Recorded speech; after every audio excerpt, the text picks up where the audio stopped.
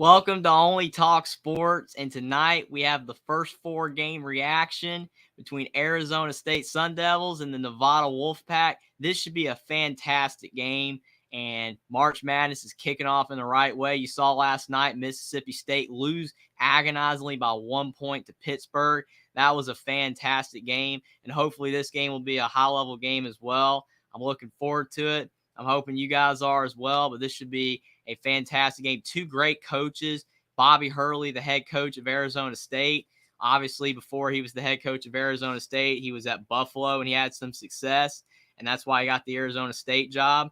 But he's 182 and 132 as a head coach. He's been to several NCAA tournaments, but this will be a big win for him to be able to find a way, to get momentum at the Sun Devils to keep his job. And then over on the Nevada side, you have Steve Alford. I mean, he's a fantastic coach in his own right. He's been coaching since the 90s at Manchester Division III school, and he's also coached at Southwest Missouri State, Iowa, New Mexico, UCLA, and Nevada now as the head coach. He's 656 and 347 as a head coach.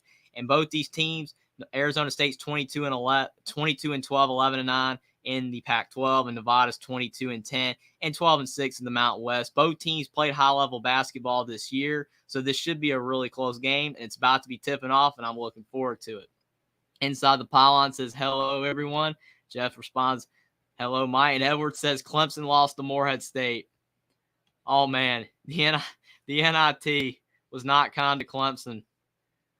Oh, man, that's terrible. Sorry about that, Edward.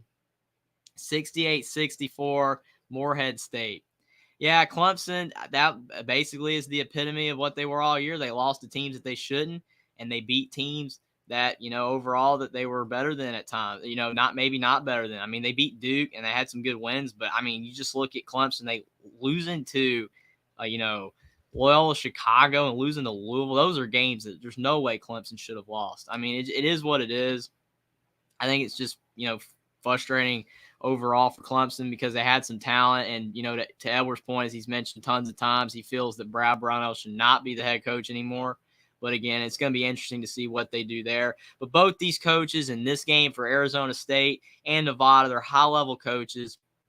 They're showing the starting lineups for both teams. Jared Lucas, a really good player who is at Oregon State, and he transferred into Nevada for this season. He's having a great year. He's averaging 17 points per game. You look at some of the other players, Will Baker, he was a transfer from Texas. So Steve Alford did a great job in the portal. You look at Arizona State, they got Frankie Collins, who transferred in from Michigan. He's having a good season, averaging about 10 points per game. But both these teams, they have balanced rosters.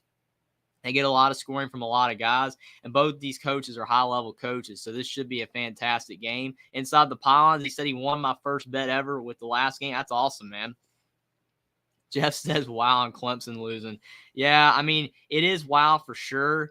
But, I mean, to Edwards' point, it's not as surprising as one would believe because of the fact they have been a team that's lost to so many teams that they should have beaten. And it's very sad to see. Clemson had talent, but unfortunately, talent is not enough to get wins. You have to play hard every single game. You have to game plan well for every single game. And it will be interesting to see how both these teams decide to game plan this game, because when you're in the tournament, if you lose, you're out. So both teams should probably going to be really anxious. Both teams are going to be doing everything they possibly can to get this win. So it might be some sloppiness early on, but it's going to be crazy for sure.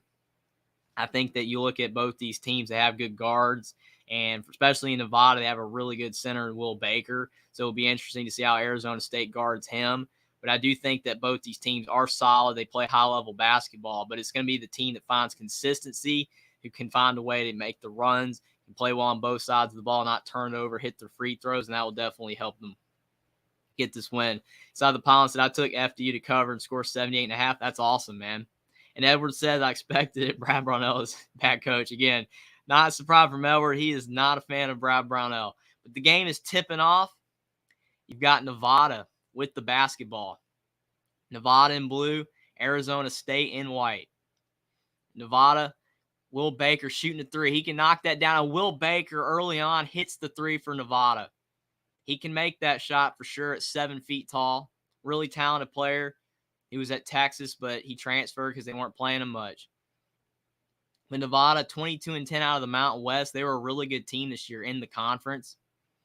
Desmond Cambridge, he shoots a 2 for Arizona State. The offense is looking good early. 3-2 Nevada.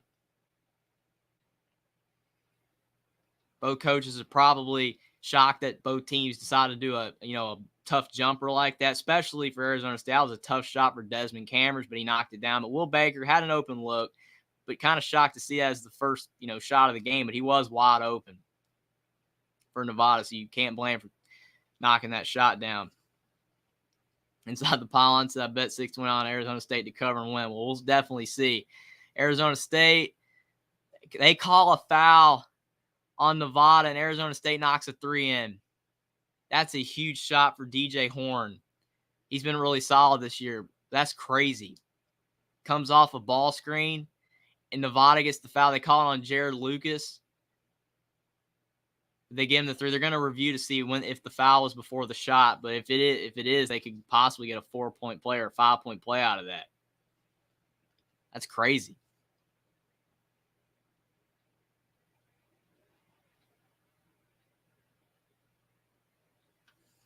Bobby Hurley will not, be happy if they, call the foul before. He definitely will want the point. Steve Alford will probably be hoping they call the foul before the shot.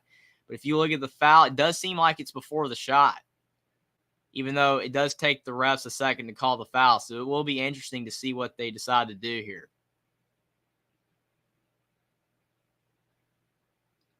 It's close. But, man, Jared Lucas got decked. That was a hard, Jared Lucas decked that guy. That was a hard foul. And really, Jared Lucas decked himself. I mean, that was a collision. I mean, he just knocked that guy down. You definitely don't want to see a player get hurt. I mean, he just completely bulldozes that guy.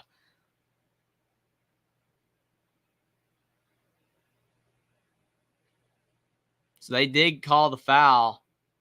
And they gave, after the shot, they gave him the points. So it's 5-3. And they gave him the ball. So no free throws. Since obviously not the bonus. But still, that's crazy. Steve Alford's probably not happy about that one. Arizona State's passing the ball around the perimeter really well. Man, Desmond Cambridge with a tough 2.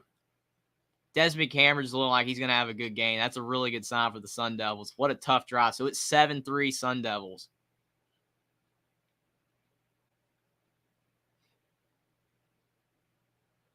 Bobby Hurley is fired up right now.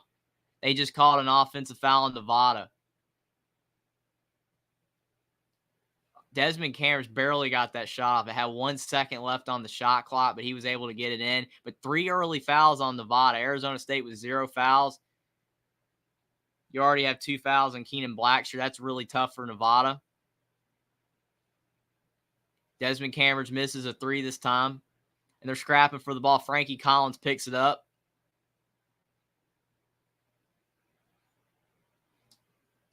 The ball move's been really good early for Arizona State. Warren Washington knocks down a 2. So it's 9-3 for Arizona State. 9-0 run after Nevada hit that first 3 with Will Baker. Nevada probably needs to settle it down, find a way to get it to Will Baker inside. But they're giving it to Will Baker for another 3, and he misses that one. Frankie Collins with the rebound. He's bringing the ball up the floor for Arizona State. And it's 11-3 Arizona State. Steve Alford might need a timeout. He's not calling it yet, but it's 11-3 Arizona State. Maybe wants his team to play it out, but that's not looking good early. An 11-0 run for the Sun Devils. And another turnover for Nevada. They threw it away. So it's 11-3 Arizona State, 17:27 left in the first half. And now Arizona State's getting the ball back again. Jeff says, what a knockdown. For sure, that definitely was. 3 turnovers for Nevada, 0 turnovers for Arizona State. Frankie Collins to Desmond Cambridge, and he misses that 3. So maybe Nevada can settle things down. Nevada takes a tough pull-up, too. Does not knock it down. Tough shot for Darian Williams. Probably not the best look in the world for sure. But as is, it's an 11-0 run for Arizona State in the last 2.5 minutes. And they look very calm, cool, and collected early. It's much easier when you're in the lead. DJ Horn with the basketball. He passed it to Warren Washington. But what a pass back to DJ Horn. 13-3 Arizona State. And finally, Steve Alford calls his first timeout. He probably needed it a minute ago. But it's 13-3 Arizona State. 16:38 left in the first half. That is not a good sign for Nevada. You start out the game 3-0. It's looking good. And you've given up 13 consecutive points. Nevada can't get any rhythm right now.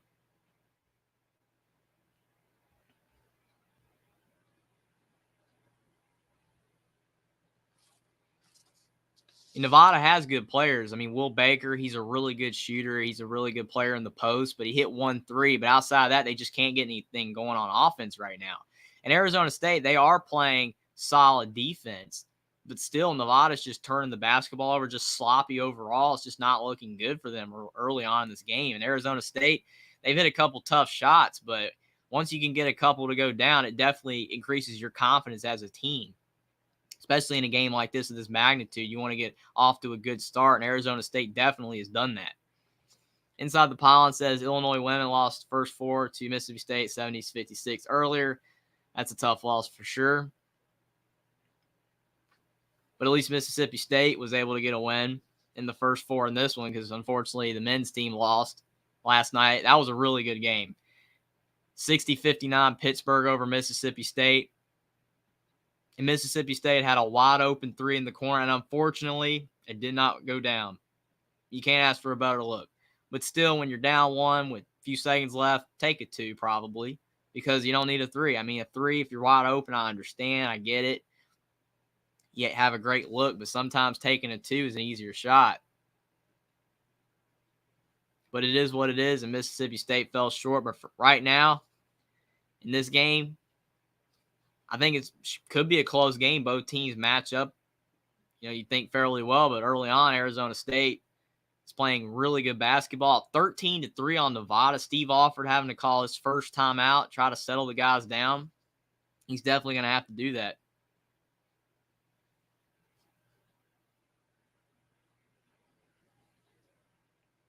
Steve Alford is a great coach. I know a lot of people don't think he's an elite coach, and there's arguments for that because you look at Steve Alford, he's had a fantastic career as a head coach, but there have been a couple stops he underwhelmed a little bit. Iowa was a perfect example. When he was the head coach of Iowa, he had some good seasons, but he also had a couple seasons where he did struggle, and then he ended up getting, basically fired at Iowa. And he went to New Mexico, had a lot of success, and then he went to UCLA, and they weren't happy with him out there because he had a couple good seasons, especially when his son Bryce Alford was on the team. But then they had a couple bad seasons as well. So he's been a bit inconsistent as a head coach, but he's done better at smaller schools like Nevada. So I think Nevada's a good fit for him. But this game right now is not looking good for Nevada early, but he called a timeout, so maybe he can settle the Wolfpack down. But Arizona State playing tough defense, but they do call a foul on Frankie Collins. He does not like it at the top of the key. Bobby Hurley does not like it either. But he was hounding him a little too hard. He had his arm right there, trying to go after the ball. I mean, you could say it was a weak foul, but still, he didn't disengage.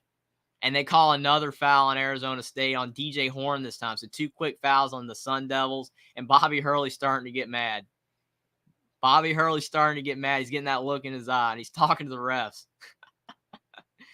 13-3 Arizona State.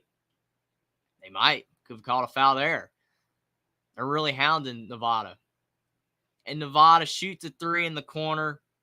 Trey Coleman, that's a big shot for the Wolfpack. 13-6. Trey Coleman's a pretty good shooter for Nevada. Hey, Teddy Boy's back. Thanks for being here. He says Arizona State, already you can see they're a quicker team than Nevada for sure. Oh, man, Desmond Cambridge Jr. with a dunk. 15-6. All the way to the rack. That was a big dunk. Arizona State's getting to the hoop. That's huge. And Nevada, to Teddy Boy's point, is not as quick. And they call a foul on Nevada. Arizona State basketball. 15-6 at the under 16 timeout. But what a big dump by Desmond Cambridge. No resistance at the rim. Man, that's tough.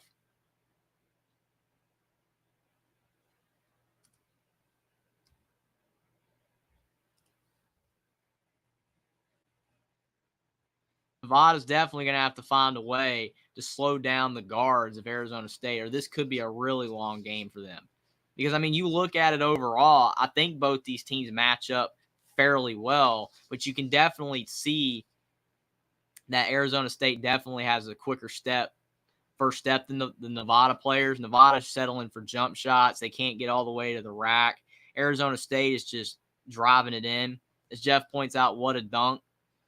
But for sure, this is going to have to be a game where Nevada's going to have to find a way to be able to slow down the speed of the Sun Devils. If they can later on in this game and start slowing the game down a little bit, then I think that Nevada could have a shot, because Steve Alford is a really good coach, and he's, has his team, find ways to win in the second half. There was a lot of games in Mountain West play where Nevada was losing and they came back and won in the second half and in overtime. But again, you're playing against Mountain West play. And while I think the Mountain West was a really good conference this year, had a lot of really good teams, you didn't have as much speed and quickness, that you would have for a team like Arizona State. Inside the pylon says Arizona State is just having their way with Nevada so far. Table again says too quick for Nevada for sure. That's why a lot of these teams, that are like the Cinderellas and the smaller team, they usually have quick guards, and they're usually on the shorter side. That's why they're not, playing for Power 5 schools. But that's what UMBC did to Virginia. Virginia played slower, and then UMBC just sped them up. And Teddy Boy, exactly correct point for sure.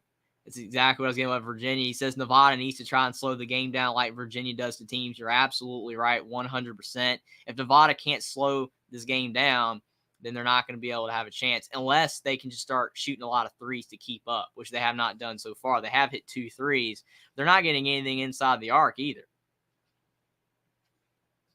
Nevada's not getting Will Baker on the low block and letting him create or do anything right now. It's all jump shots, and that's not sustainable, especially if you're not knocking them down. Teddy Boy says, but that's probably not their game. I think overall, Nevada has, the capability with their guard play, to match up fairly well in this game, but you can tell the speed's a problem. But usually Nevada's players are really, capable of holding their own against better teams. That's why Nevada's had so many, upsets in tournaments in the past. But, I mean, you don't have the Martin brothers on this team. You don't have Grant Sherfield, who transferred to Oklahoma, for this past season. He played at Oklahoma. So I do think Nevada is missing that player that can do it all. Kind of like Desmond Cambridge, who just got that massive dunk for Arizona State. The Sun Devils looking really good early. They're passing the ball really well. Bad shot by Desmond Cambridge, though. He should not have taken that one. That was a tough 2, but Nevada's getting the ball back. 15-6. Arizona State got 15:34 left in the first half.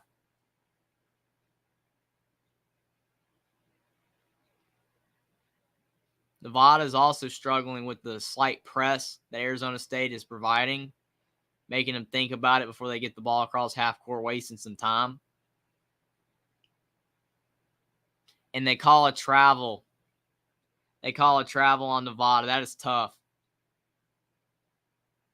And the ironic thing is that Desmond Cambridge Jr., he played for Nevada, showing that as well. I think if you look at, and Warren Washington as well, I think if you look at Arizona State, the players want revenge potentially on their former team. Maybe not revenge per se, but, to be able to say, hey, I beat my former team, move on to better pastures. That is a big key that the True TV telecast show, because, I mean, Desmond Cambridge and Warren Washington both were members of Nevada for the last few seasons. They're now at Arizona State, and they get to play their former team and have a chance to win and be able to show, moving up to the Power 5 level did make a difference. Because, I mean, the Mountain West is a great conference, but it doesn't have some of the, teams that the Pac-12 has at the top. Arizona State got to play Arizona and get the win. Nevada hits a 3. Darian Williams for Nevada, knocking down a big shot. So it's 15-9. Nevada staying in the game by the 3-point line.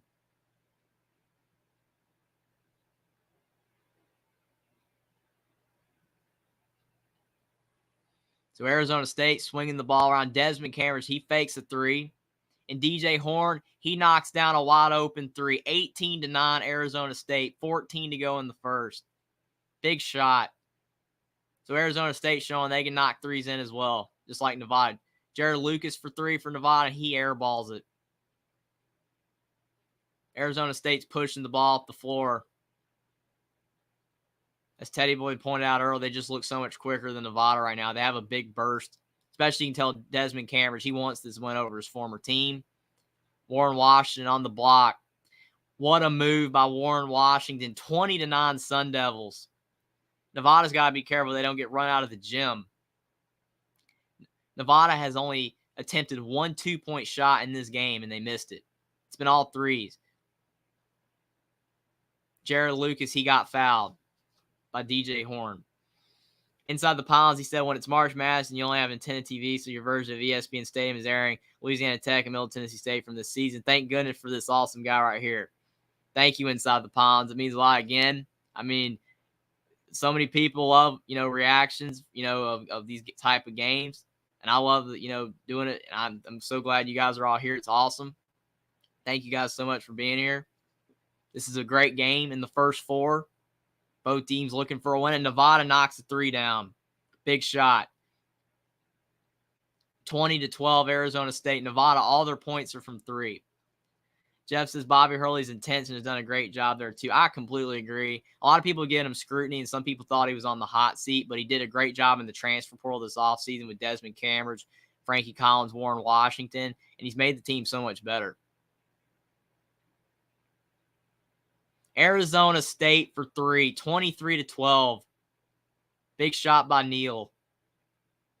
Teddy Boy said they better call a timeout. Unfortunately, Nevada's already called timeout. That's the problem. So he doesn't want to burn another one, but it's trending in that direction. Neal with an insane layup. 25-12. Arizona State is getting everything going their way. Everything's falling. All the shots are going down. Nevada looks completely rattled. Steve Alford does not want to call a second timeout. Nevada shooting another three in the corner. Darian Williams, he knocks down another three. Big shot for Nevada. They cut it to 10. Darian Williams is 2 of 2 from three. If Nevada doesn't hit that shot, then there's a chance they could really start falling behind. All their points are from three. They've hit 5 threes, which is really good, but they can't get anything going inside, and Arizona State is just working them right now. What passing? Warren Washington down low, and he gets fouled. Inside the Pylon says NIT update. North Texas leads Alcorn State 45-29 with just under 15 to go in the game. That's crazy. Tay-Boy's like, call timeout, hit the panic button. I agree. It's getting to that point, but Nevada's trying to hang in there with the three-point line. But we've got a 25-15 game. Arizona State up over Nevada, 25-15 in the first half. And Nevada's definitely going to have to figure some things out because of the fact they don't. Then I think Arizona State has a chance to pull away in this one. I think they have, a good team. I don't think they're as good as they've been, a couple years ago with some of the guard play. But Will Baker down low is what's made them a really good team this year and potentially a better team because Will Baker is a great center. But unfortunately, they're not getting the ball to him down low at all. And part of that's due to Arizona State swarming defense, but some of it's just they're not looking for him. Tim says, what's up, Jeffrey? Thanks for being here, Tim. We got a huge game, Pac-12, Mountain West, Arizona State, Nevada.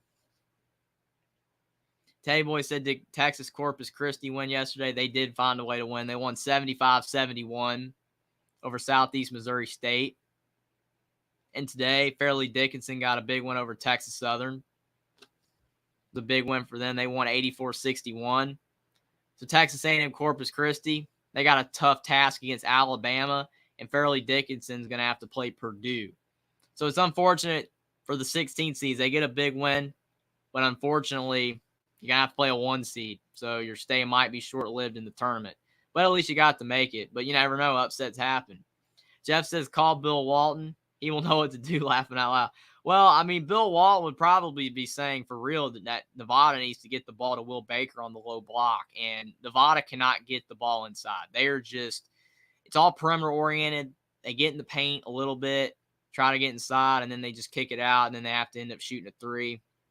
And to their credit, they've hit 5 threes, but when you can't get anything inside, when you can't get easy layups, it's just very hard to find ways to win. Because even though Arizona State, they've hit a lot of tough shots in this game so far, but Arizona State's getting to the rim. Teddy Boy said Bill Walton be saying Conference of Champions. Yeah, he'd probably be talking about Arizona State more than Nevada, but he'd probably give a little bit of attention their way since they are a West Coast team. Especially with the fact that the Pac-12 is losing USC and UCLA, in a couple years. He's probably would be saying they need to add Nevada or something like that. You never know. We got a 25-15 game. Arizona State up 10 in the first half. They're interviewing Bobby Hurley right now. He's been in the first 4 games 3 times in his 4 years at Arizona State. They have never been able to get in the tournament where they're actually in. He's always squeaked in the tournament. The Sun Devils do just enough to get in. It's always insane. They're always on the bubble. And are they going to make the tournament? And they just squeak in. Warren Washington, he hits the first free throw, so it's 26-15. Arizona State, the former Nevada players are playing really well. Inside the Pylon said, what are your thoughts on the nightcapper in the NIT, UC Irving at Oregon? That's an interesting game for sure because UC Irving did beat Oregon earlier on in the season, but Oregon had a lot of problems with their roster earlier in the season as well. I think Oregon's playing better basketball right now, so I would say they have a better chance to win against UC Irving this time around than they did the first time, but still, you could see another upset. If a team can beat a team once, they can do it again, but I do think Oregon has a better shot this time. Nevada's still swinging the ball around the perimeter. They're not getting easy shots inside, and what a block by Warren Washington. Arizona State's pushing the ball up the floor. You've got the former Ohio State player Luther Muhammad out there for Arizona State as well. He shoots a 3, and he misses and almost went in. I'm sure inside the Pylons remembers Luther Muhammad at Ohio State. Nevada hits a 3. That is their 6th 3 of this game. All 18 of their points are from 3. That's the only thing keeping them in this one. Huge shots for the Wolfpack, but they're going to have to find a way to get some shots inside the 3-point line. Teddy Boy says, what is Nevada going to do? Shoot threes all game? I have no idea. I mean, if they could just keep hitting them, I mean, you never know, but Arizona State for 3, Desmond Cameron Jr. Nevada's not going to be able to keep up with the 3-point line if Arizona State keeps shooting threes as well. It's just not going to happen. Inside the Pylon says he does remember Luther. Nevada's 0 of 2 from 2 and 6 of 8 from 3. That is insane. Inside the Pylon says, can you believe UCF took down Florida again this time in the NIT? I'm not really surprised, to be honest, because of the fact Colin Castleton is out for Florida, so they're not as good right now. And UCF is a great power forward, and Taylor Hendricks, who's probably going to be a lottery pick. So I'm not actually surprised, but it is insane that UCF keeps beating Florida the way they are, like they did in the bowl game. Teddy Boy said, I think the SEC is overrated. Well, we don't have any SEC action right now. We got Mountain West, Pac-12. And Frankie Collins for Arizona State has 2 fouls.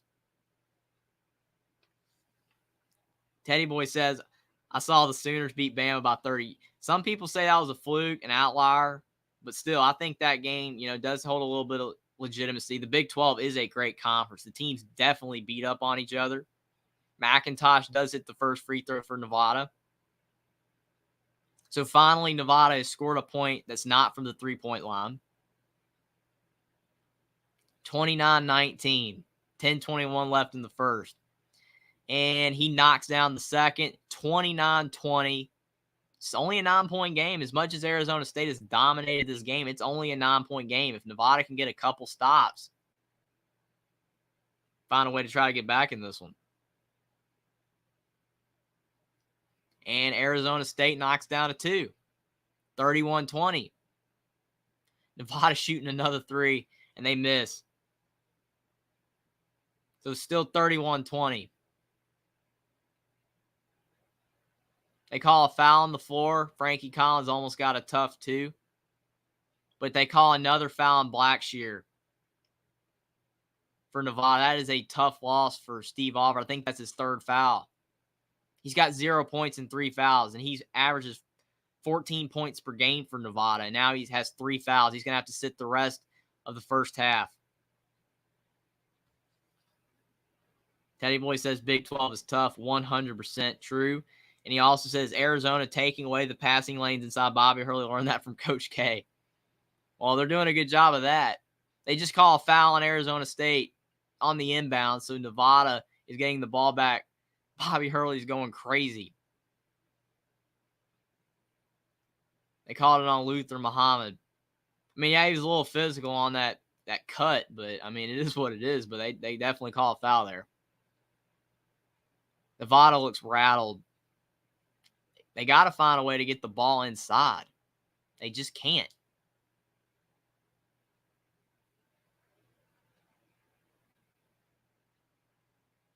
Nevada tried to get an easy layup, and they did not get it, but they call a tie. Nick Davidson, he tried to score that one for Nevada. But Arizona State was very physical. Inside the pylon says Nevada will need more than a couple stops where you can make stops all night long, but if you don't turn into points, you will still lose. Yeah, I agree. Well, I mean, if you were scoring every single time on those stops, I agree. If Nevada could get a couple stops and score, then they can get right back in the game, but they're not doing that. For sure. 31-20 Arizona State, 9:20 left in the first half. Arizona State driving in. A tough two. And Neal's going to the line. Jeff says not smart to have him in after 2 fouls. Not smart. Well, I mean, I completely agree. But the way Steve Alford was looking at it is that he needs offense and he needs to have his 14 points per game score out there. He's not going to foul. But I do agree with you. Probably at this juncture of the game, probably leave him on the bench. If this was the second half, maybe. But he was looking at it that he needed offense. So Jemiah Neal's at the line for Arizona State, and he misses the first. Free throws are key.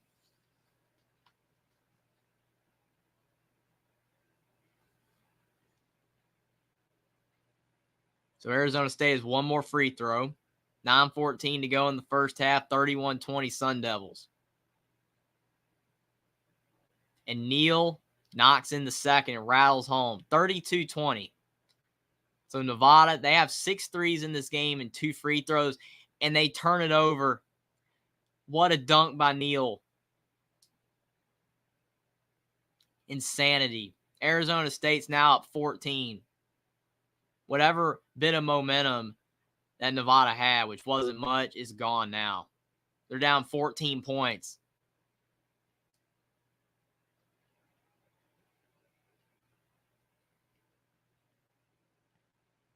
Nevada keeps passing it around the perimeter, and they do knock in a 2 finally. That's their first 2-point make in this game from Pettigrew. It's 34-22. Nevada's going to need a lot more of that.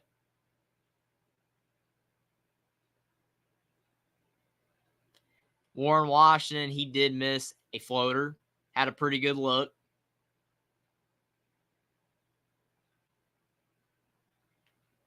Nevada airballs a 3. That's tough. Teddy Boy said, I think my team Duke plays tomorrow for sure. Inside the Pylon says they do. Inside the Pylon says I'm trying to plan my schedule of games I'm going to call. Tim's like, what's up, Mike? He did not know Inside the Pylons was still Mike. He's still Buckeye Mike. Luther Muhammad, he drives in the lane for 2 for Arizona State. And again, Nevada with another dribble drive that they could not stop. And Arizona State with that full court press, Nevada is struggling with it. Jared Lucas has been quiet so far in this game.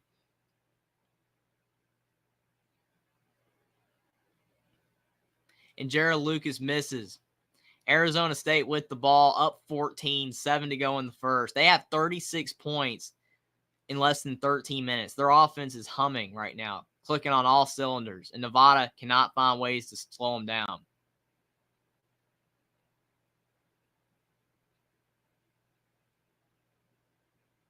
And DJ Horn for three. Arizona State's now up 39-22, 7 to go in the first half. DJ Horn's got 11 points. He's hit 3 threes. And Steve Alford uses his second timeout. There's not much else he can do. He has to find a way to get his team settled down, but I don't know. Teddy Boy says you can tell Nevada's not used to playing at this pace. I agree. They're just right now, a step slow literally on everything. Offense, they just can't get in the lane. On defense, they can't get stops. They're struggling all around.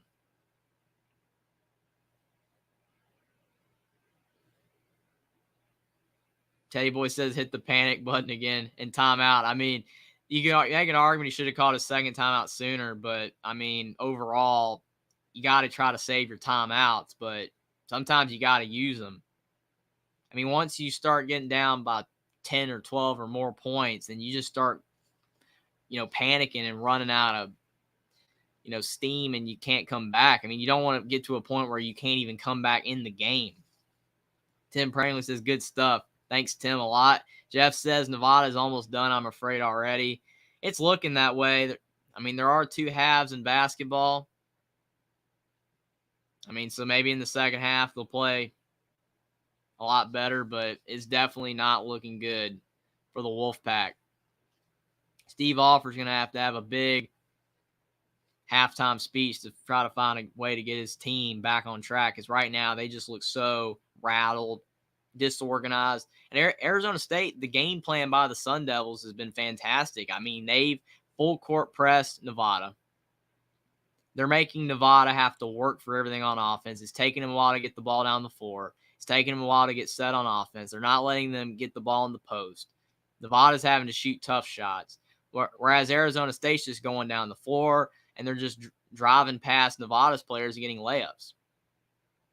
And then Arizona State has to, find a way to score in other ways besides just driving by Nevada, because if you do it every single time, then Nevada is going to, be able to kind of find a way to slow it down a little bit. But then Arizona State's hitting threes.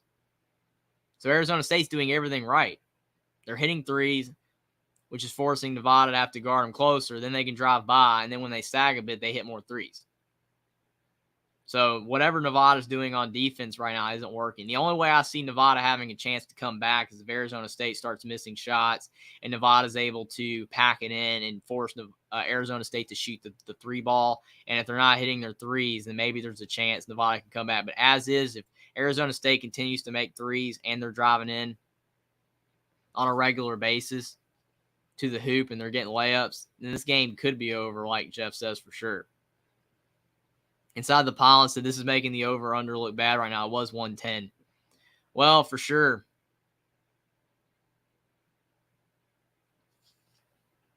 Inside the Pylon said I stopped at Taco Bell and paid $13.50, $13.50 of food, and I didn't even get what I ordered. Well, unfortunately, that happens a lot at fast food places. It's nothing like making your own food, for sure. So Nevada driving the ball down the floor. Jared Lucas, he takes a tough two, and he misses. Teddy Boy said your mistake was going to Taco Bell in the first place. Well, inside the Pylon said still food is actually good. Well, I think he's referring to the order being messed up. It probably happens a lot to him at Taco Bell. Arizona State's down 17. Arizona State's up 17. Nevada's down 17. 6:30 to go in the first half. Now Nevada's down 19. Arizona State's hitting everything. Jamiah Neal hit another two. He's got 10 points, and he's not even one of their leading scorers. When somebody that's not a leading scorer for a team is playing really well, that's a bad sign. And Will Baker just missed a relatively easy two for him. They could have called a charge on him, but they didn't, but he still missed. Arizona State is 22 points in the paint. They're up 19. Desmond Cameron for three. He misses. Will Baker with the rebound. But it's 41-22 Sun Devils. Arizona State up 19 points. They do call foul Luther Muhammad. That's his second foul. Teddy Boy says, just make your own burrito at home. Inside the Pylon says, I don't know how to cook. And Teddy Boy says the burrito is not hard to make. Well, I definitely don't know what's going to help Nevada get back in this game, because Arizona State is hitting everything. Arizona State's up 19 points, 5:47 left in the first half. Not much is going wrong for the Sun Devils at this point. Not much, anyway. Nevada cannot get the ball into Will Baker. Arizona State is not allowing it. The Wolfpack offense just looks predictable right now. Nevada drives in, and they call a tie up. And Nevada does have the possession arrow. Inside the pylon says, I'm the kind of guy who would go to Walmart and buy the frozen burritos and eat them over trying to figure out how to make my own. Oh, man.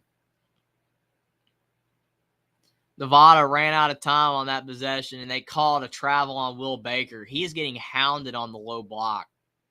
Arizona State still up 19 points, a little less than 5:30 to go in the first half, and Nevada's offense is completely dried up.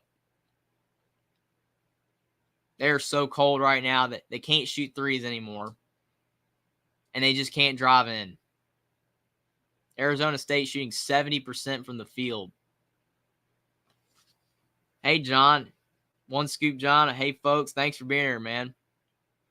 Wish the game was a little bit more competitive, but still, thanks for being here anyway. Still got a good game. High-level basketball. But Arizona State, everything's going their way. Hey, Jackson. Thanks for being here as well.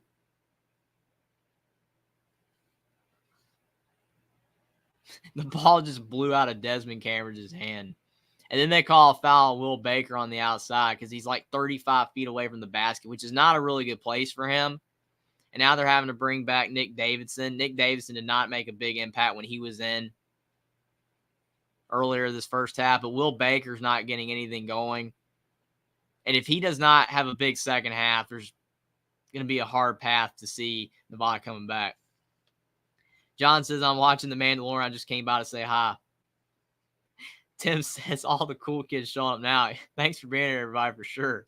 They're showing the transfers for Arizona State. Desmond Cambridge averaging 13 points per game from Nevada. Devon Cambridge, 9.8 points per game from Auburn. Frankie Collins, 10 points per game from Michigan.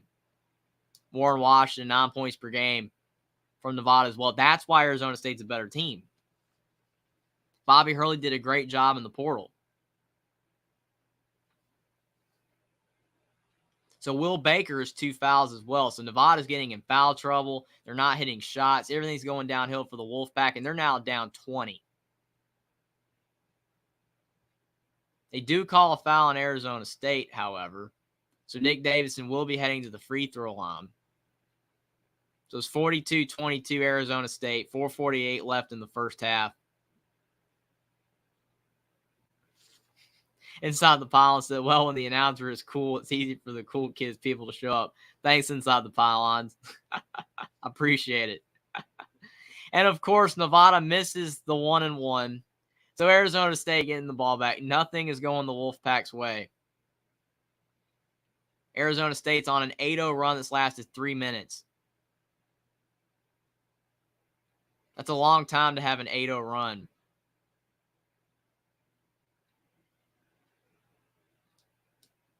Five seconds left on the shot clock for the Sun Devils. DJ Horn drives in. He misses the layup. Nick Davidson with the board. Nevada probably needs to get this to around 10 to 12 at half to have a chance. And Nevada misses another shot. They're still down 24 minutes to go in the first half.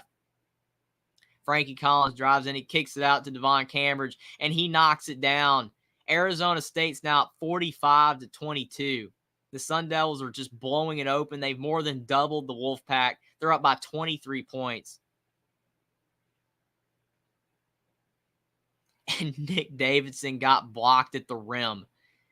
He thought he had an easy dunk, and he got blocked again by Gaffney.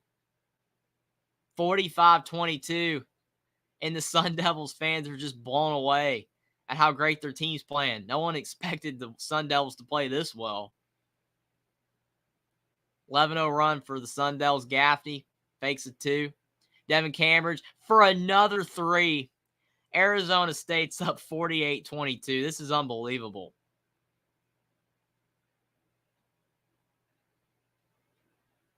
This is unbelievable. This was, I thought, going to be a close game. I think a lot of people thought it would be relatively close. I was kind of leaning Arizona State myself. I thought they would probably win, but man, this is just a beatdown. Nevada can't hit anything. They've hit one 2-point shot in this whole entire game. There's only 2 minutes to go in the first half, a little over 2 minutes. They've only hit 1-2. They've hit 6 threes, 1-2, and 2 free throws.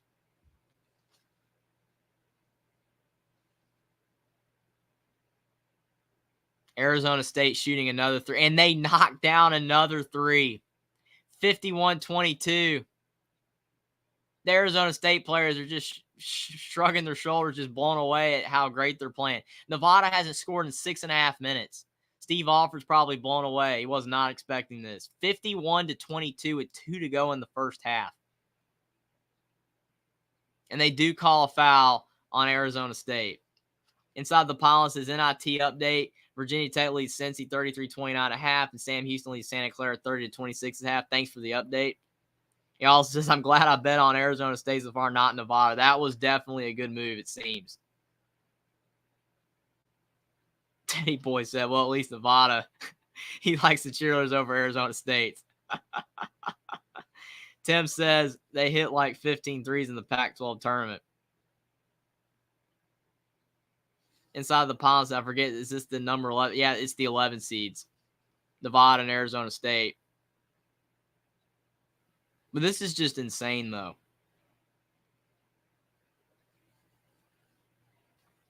I mean, overall, Nevada is a team that, on paper, you could say maybe, they're not as athletic. Arizona State had that advantage.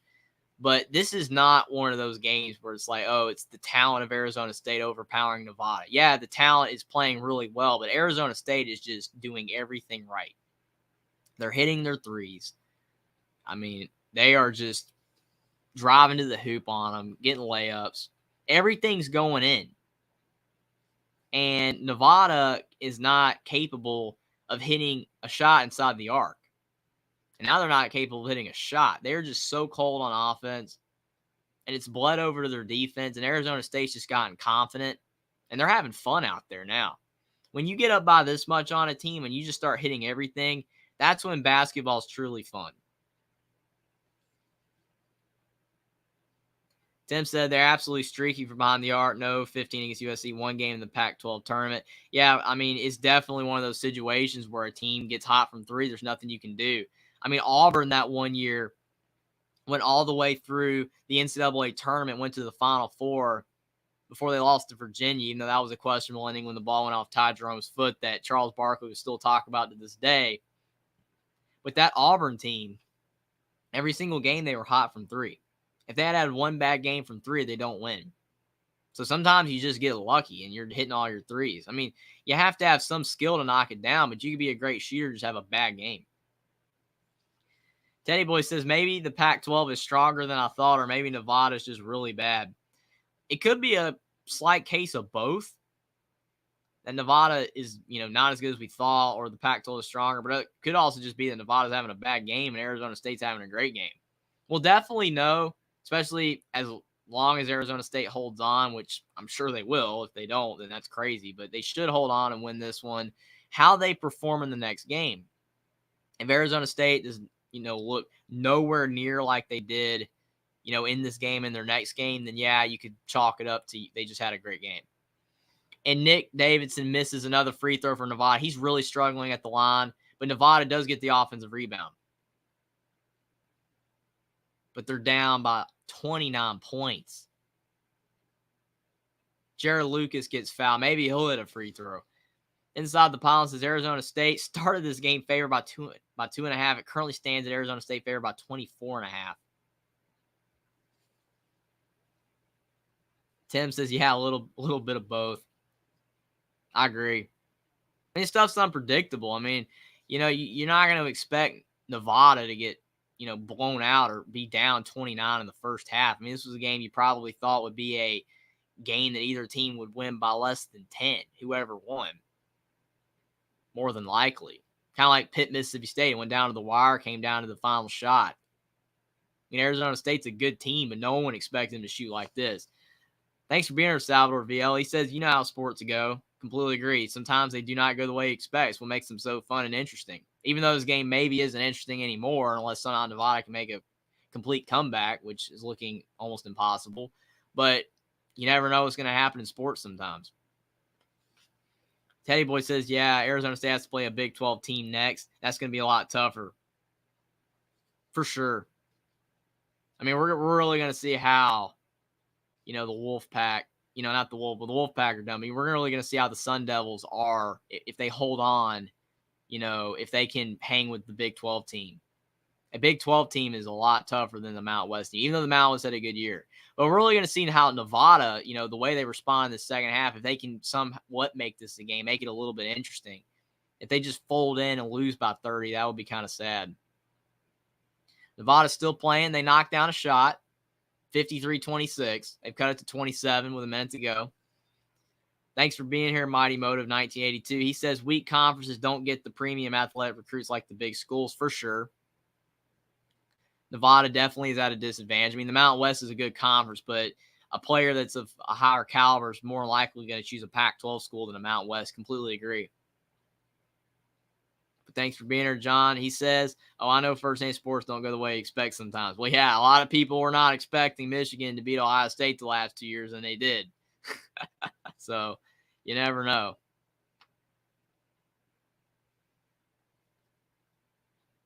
Nick Davison for 3. He misses. He's had a rough first half. And Arizona State up by 27, has the ball last. Probably going to take the last shot. And Bobby Hurley uses his use it or lose it timeout. 53-26 with 19.6 seconds left in the first half. This is an insane first half for Arizona State. And the way they're playing, they look like a Final Four team. But again, it's about sustaining it over many games. That's why March Madness is so interesting, because of the fact you can sustain it for multiple games. Any team can go on a run. You never know. But it's definitely all about sustaining. If you can't sustain it for multiple games, then you can lose really early.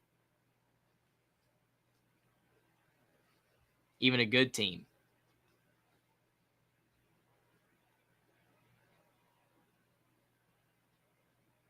Inside the Pollen says, Jeffrey, let's not talk about that. Just kidding. It's all good. Congrats again on the 2 wins. Well, I definitely wasn't bringing that for your sake. I had a feeling you'd probably say something about that. But again, no one was really expecting it. Teddy Boy says you can't play or shoot any better than that. I mean, if Arizona State plays like this in their next game, they could win. But still. John says, laughing a lot. I was also referring to TCU. Well, yeah, for sure. And then it went the way a lot of people were expecting. Maybe not as bad as it was, but TCU ended up getting shellacked by Georgia. I mean, so, yeah. It's one of those things where Michigan underplayed TCU. TCU played a great game, and then TCU played Georgia and just got dominated by a better team, unfortunately, for the Horned Frogs. But at least they were able to get a win they'll never forget. Desmond Cambridge, he misses the 3 at the buzzer, and the Sun Devils take a 27-point lead at the half. They have more than doubled the Wolfpack. It is 53-26. Teddy Boy says complete domination. There's no other way to describe it. Bobby Hurley, he's probably not going to, act like they've got the game right, or he's going to, be too confident. But, inside he is happy. His team has definitely played a fantastic game so far. Johnson goes both ways, especially the highs and the lows. Teddy Boy says Arizona even made their tough shots. And see, when a team makes tough shots, it kind of becomes a point where you just have to, almost shrug your shoulders and say there's nothing you can do about it. Sometimes you can play great defense, and no matter what you do, the other team's just going to find a way to hit the shot anyway. That's why they always say good offense beats great defense. Sometimes someone would say, oh, that's a bad shot. They shouldn't have taken that shot, that 35-foot shot with a hand in his face. But if he knocks it down, then it's a good shot. Even though it wasn't, it's a shot that wasn't, a part of the offense. They didn't move the ball around. But if a player chunks it up and it goes in, then it ends up being a good shot no matter what. Mighty Mode of 1982, he says there is no way they're coming back. She gone 27 points. Yeah, I mean, I've seen crazy comebacks. I mean, there was one game I watched this year. I forgot what game it was, but the team was down by like 23 at half, and they came back and won. So it is technically possible, but as long as Arizona State scores at least, 25 points in the second half, gets up to around 78, 80 points, then yeah, you would think they'd have enough. Because Nevada has not shown anything on offense. They can't score inside. Salvador Viel, he says, ouch. Yeah, if you're a Nevada fan right now, this is definitely not, your happiest moment. I mean, you're probably very upset. Because, I mean, think about it. You watch the team all year, and then they make the tournament, and everybody that makes the tournament believes they can win. That's why they do the one shot a moment. Every team, you have technically an equal chance to advance, even though some teams are better than others. But still, both these teams came into this game not knowing what was going to happen, and Arizona State comes out and just dominates. It's crazy. But, I mean, Nevada, you would at least hope for their sake that they can come out and play a really good second half and try to make it look less bad, even if they can't come back and win. Teddy Boy says, what can the Nevada coach say at halftime? Well, I mean, it's one of those things where you just got to tell your team you played awful and you got to do better in the second half. I mean, however you approach that, if you're calm or you're shouting or whatever you do, you just got to go in there and just everything that Nevada did in that first half, flush it out, go out there and try to win the first 5 minutes. That's what a coach always tries to tell his team. Go out there and win the first 5 minutes and do everything you possibly can to somehow make an 8-0 run early on in the second half. If you could make a run and maybe cut the lead down from 27 to, say, 19 by the 16-minute timeout, and then cut it to 15 or so by the 12-minute timeout. You just got to cut the lead. You've got to win every 4-minute, section of the game between TV timeouts that you can And if you do that, then there's a chance that Nevada could maybe cut the lead and make it interesting, but more than likely no, because the lead is so large. But that's what you do when you're down by, a pretty big margin. You just have to find ways to win, the 4 minutes segments of the game. Win every 4 minutes and then just, do everything you can to fight your way back in the game. And that's how upsets are born. You just got to believe, or comebacks are born as well. You just got to believe. You have to get your team to believe that even though you're down big, you still have a chance. Because if you don't believe, then the game's over. Mighty Motive says timber. Yeah, Nevada's definitely liking they're falling for sure. Inside the Pound said, Teddy Boy, we stand across the board, can't win this one, so let's just have fun, enjoy our time, and get ready for next year. Yeah, I mean, that's another way to look at it. I mean, you could just say game's over and just go out there and just play some basketball, have some fun. But still, if you want to come back and win, though, you have to tell your team that you got to win every 4 minutes. If you want to believe that you have a chance. And obviously, I mean, maybe they've already thrown in the towel, but you never know what their mindset's going to be. I mean, they could be taking your mindset and saying that, hey, we're done. We're just going to go out there and have some fun, play with a smile on our face. Doesn't matter that we're down big and lose by 18 points. But if Nevada fights and scrums in the second half for every point, you never know. They can maybe make it interesting. I've seen big comebacks, but more than likely they are down by too much. I agree. Teddy Boy says bathroom break and Taco Bell break for pylons. Yeah, the right Taco Bell order. You got to get the right Taco Bell order this time. Oh, man.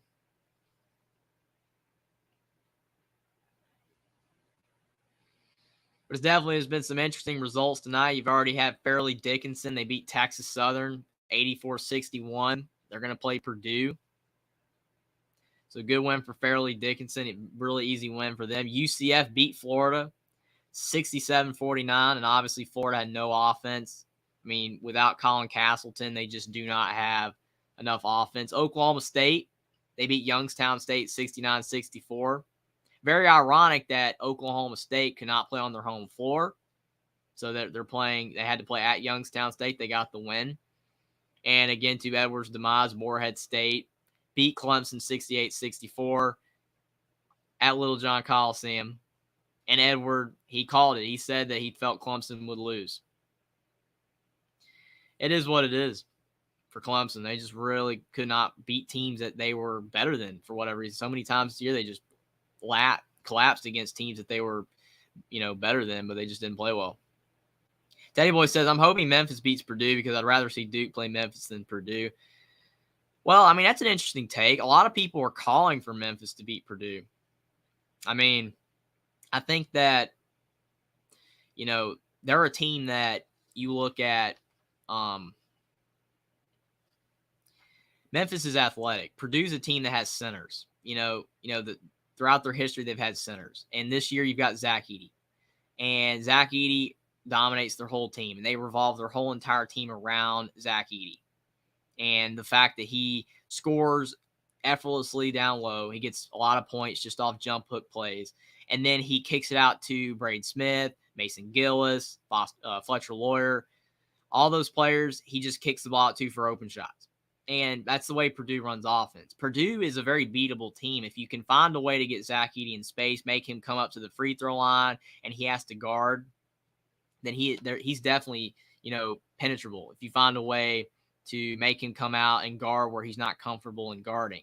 So I think that, even though you're looking at that Memphis would be, better for Duke to play, I would almost argue Purdue would, because Duke's talented.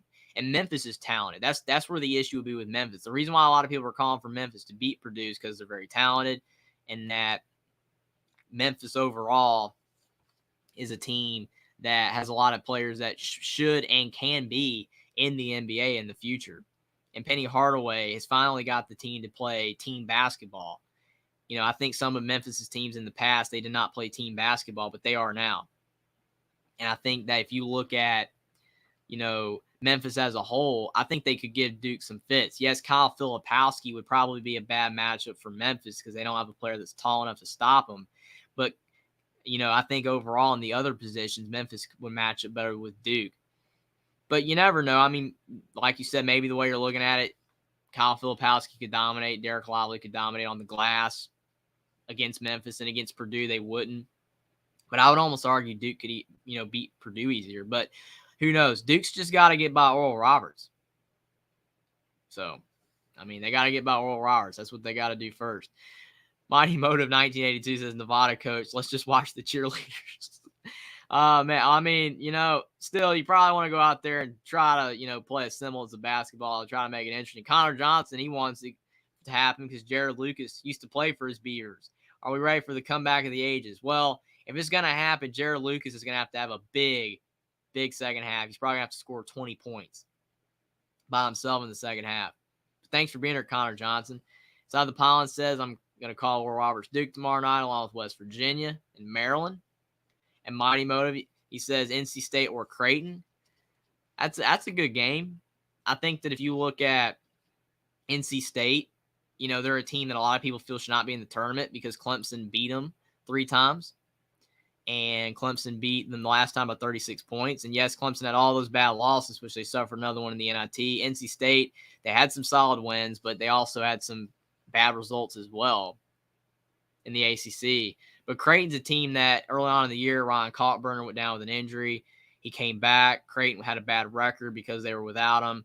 But then when he returned, Creighton started to play much better basketball. And they had some struggles late in the season, but I do think Creighton's a more talented team. And even though NC State does have Terquavian Smith and Jarkel Joyner, who are fantastic, NC State is no one that can stop Ryan Kalkbrenner, who's 7-1. And he's a fantastic player. Plus, you look at Creighton as well. They have really good guard play. Trey Alexander, Ryan Nimhard, Arthur Kaluma is a really solid forward as well when he's not turning the basketball over. So I would say Creighton has a better chance. I would lean them, but, I think NC State has a good chance. Inside the Pines, he said, I have Purdue versus Florida Atlantic in the round of 32. I'm leaning Florida Atlantic versus Duke in the Sweet 16. That Florida Atlantic-Memphis game is going to be good. That is a sneaky good game right there. You got two teams for smaller conferences, especially in Florida Atlantic. That could be a great game. Inside the Pylon says, if you guys want Friday action, tune in right here for Friday action and Thursday cable action because this man's going to be calling games this weekend for sure. I should be back tomorrow and Friday with some more games. You guys will definitely be able to see it when I schedule the games that I'm going to be doing. Hopefully you guys will be back to check those out tomorrow and Friday. But thanks everybody for being here tonight. Wish the game was more competitive, but still, basketball's fun, a lot of fun. And you guys make it so much better. But anybody that's new here and you like the stream down below. Subscribe to Only Talk Sports, but it really helps the channel out. Thank you guys for being here anyway. But I think that this game, it's kind of showed that basketball, is a different sport than football, though. Because you look at football, and you have a team like Alabama, and they play a team like the Citadel. And Alabama wins that game every single time because of the fact the talent gap's different. But in basketball, you just never know because sometimes the team just gets hot from three, and they can't miss. And that's Arizona State tonight. I still think Arizona State's the better team than Nevada in general. I think there's, on paper, Arizona State is more talent. They're the Power 5 team. So I think they're the better team anyway. But if you look at this game in general, the way the score is going is not the way, the game was predicted or the game should be going. It should be a close game. Both teams are grinding it out. It could be going back and forth, and maybe Arizona State will win in the end. But this game shows what basketball is. It is a very inconsistent game. It's a very, unpredictable game because teams overperform expectations. Arizona State has definitely overperformed anybody's expectations for their level of play in this game. They're hitting everything. And again, they could go in their next game and can't hit anything and get blown out. Or they could go in their next game and continue this hot streak that they started against Nevada. And as Tim said earlier, the way that, they played in one game in the Pac-12 tournament, they could advance. They could be a team that can make a run in this tournament. But you just never know how a team's going to come out. That's what makes basketball so fun and intriguing because you just never know.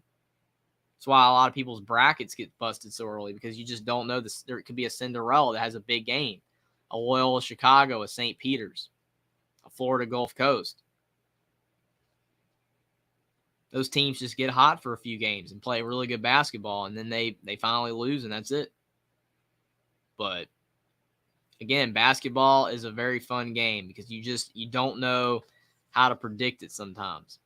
Now, obviously, for inside the pylons, he got it, seems to be right tonight, unless the unthinkable happens and Nevada comes back. But again, it's been an interesting game for sure. Arizona State, Bobby Hurley definitely has to be proud of his team, the way they're shooting the basketball and the confidence that they're displaying. As you look at it, a tournament game, all bets are off. You have to win. And sometimes the anxiety is too much for teams because you're in a game like this and, you're overthinking things. You're passing the ball poorly. You're not making your shots because you're thinking about it. Arizona State, especially once they got up by at least 10 points early on in this game, you could just tell that they relaxed. And that's the key. They're just playing so free right now. And yes, some of the shots they're making are ridiculous. But overall, they're just having fun out there. And at the end of the day, that's what you want basketball players to have. You want them to have fun. You want them to be enjoying themselves. Because sometimes you just feel like, especially when the game's close, that it's more, the anxiety levels are high and you're trying not to mess up versus going out there and just enjoying playing the game.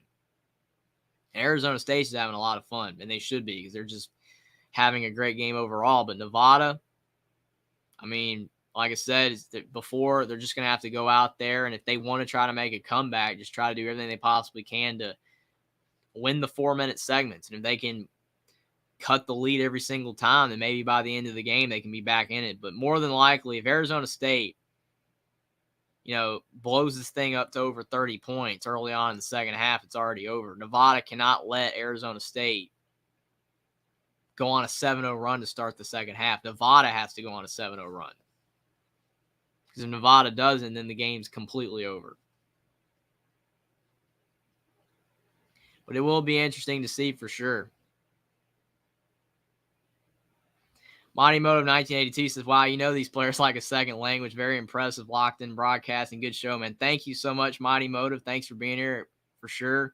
I mean, I love basketball. I mean, it's just one of those things where, you know, you watch basketball for a long time and you enjoy watching the sport. You just pick up on a lot of things. And I mean, it is definitely a fun sport to watch. I love football. I love basketball. I love sports in general. Try to dabble in others, but definitely basketball and football is my forte for sure. But I mean, definitely love watching college basketball. And this time of year, you just cannot beat it. I mean, it is March Madness for a reason. I mean, some people only watch March Madness, which I think is insane because you got the regular season, which is awesome too. And I know the stakes are higher in March Madness, so it makes it so much more, you know, intriguing and, you know, makes it for the viewer so much more interesting to watch versus, oh, you lose and then you get to play another game. Like, I totally understand why some people only watch in March Madness, but there's so many great moments in the regular season. But I definitely appreciate it, Mighty Motive. Thank you a lot. And inside the pylons, he says, NIT update, Cincy leads Virginia Tech 48-46 early in the second half. Both those teams are solid. Virginia Tech was a team that they looked really good, you know, before they had some injuries, and then they got, you know, not healthy, and there was a lot of players on their team that were banged up, and then they just struggled in ACC play. But then they got healthy, but it was too late. And they never really regained their form from early in the season. But if Cincinnati can beat Virginia Tech, that'd be a big win for them. Big win for Wes Miller. He's trying to replicate what Mick Cronin did at Cincinnati. But Mick Cronin, he definitely had a lot of success at Cincinnati, which is why he got the UCLA job. But Wes Miller's doing a solid job at Cincinnati, but probably not a good enough job so far if he wants to keep his job. Cincinnati's one of those smaller, you know, teams from, you know, a smaller conference that they definitely have a big history and they want to win. But, you know, they're not going to be in the American forever, so they're going to have to start finding a way to play with the big boys. But maybe the more money flow will definitely help. The NIT is an overlooked tournament now. I think a lot of people still watch it. They kind of just flip through the channels and check it out. But you look at the NIT, some of the, you know, best games that you could possibly ever see are in the NIT when two teams are playing hard. Now, to be fair, sometimes these teams aren't playing as hard as they used to, which is a shame, especially now that there's no Madison Square Garden involved, which they should have kept Madison Square Garden, but I get it. I mean, the NIT is not as big of a draw as it used to be, and you want to, you know, have Madison Square Garden for events that matter. And you see the last year's the NIT, the attendance was down. There wasn't as many fans, and it's just unfortunate that Madison Square Garden, who was always involved, you know, the stadium, you know, was always involved with, you know, the NIT for so long, since like the 1970s, probably maybe even longer than that. That court is used for so many different sports, but the NIT was able to use that. And it was just really cool. And now it's gone, and the NIT is just not what it used to be. And North Carolina didn't even play in it. Texas Tech didn't play in it, which their reasonings were different. They had, you know, their coaching problems. And you had Dayton decline, which was kind of ironic too, because Dayton played the NIT last year, but maybe again the Madison Square Garden effect, who knows? But North Carolina didn't play in it. It's just hopefully the NIT doesn't become another CBI or CIT where no one wants to play in it. I don't think it will get to that point, but the NIT is still a great tournament. It almost would benefit the NIT if they would put it on sometime like before the NCAA tournament. There was like a bigger gap between the conference tournaments in the NCAA tournament, if there ever was something like that, and the NIT could have like its own spotlight. Because I just feel like overall, if you look at the NIT, it just doesn't get enough exposure, especially when it's on like right now at the same time as these games. But if you have, you know, some of the later games are on when there's no games on, that helps. Like the semifinals and championship game, they're kind of on by themselves, which helps. But these earlier games don't get a lot of views, because most people are probably watching this game. Now, I will say, since this game's a blowout, maybe some people are checking the NIT, or they're going to bed. But still, most people are probably watching the tournament game because it's, you know, a big deal. Inside the Pylon says, women's update, Sacred Heart over Southern left in the third quarter. Thanks for the update. Crazy there.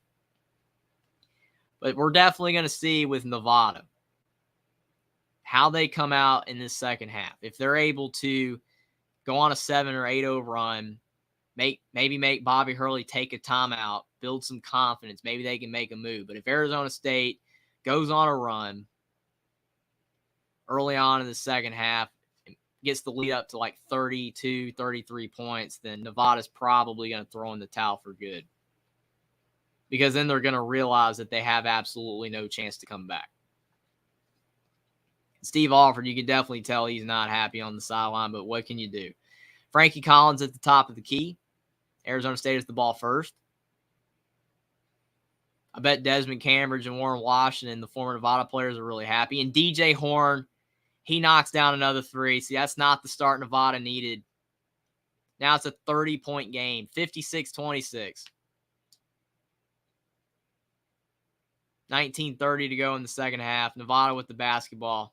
And they still cannot get anything going inside the three-point arc, which is crazy because you have Will Baker. Thought he'd be a big deal in this game. They did call a foul on Arizona State.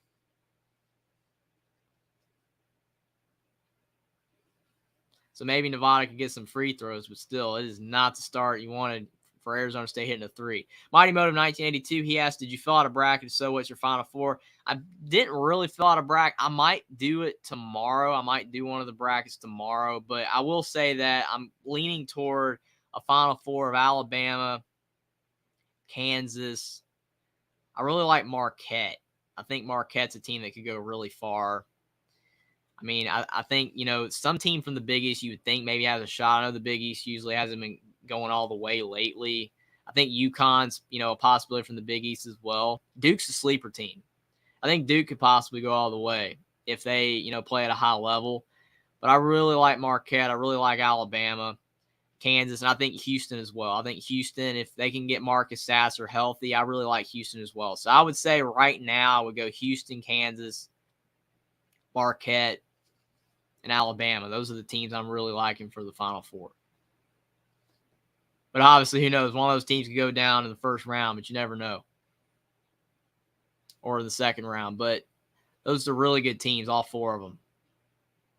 Nevada, they hit a three, so they cut it to 25. They're making maybe a little bit of a run. Arizona State 56, Nevada 31. Darian Williams, he's hit 3 threes for the Wolfpack. He's having a solid game. DJ Horn, he misses a three, but Nevada fouls him. Coleman fouls DJ Horn. That is not what the Wolfpack needed. You missed that shot, maybe go down the floor, get another score, but now you just fouled him on a three. DJ Horn, he hit him on the arm.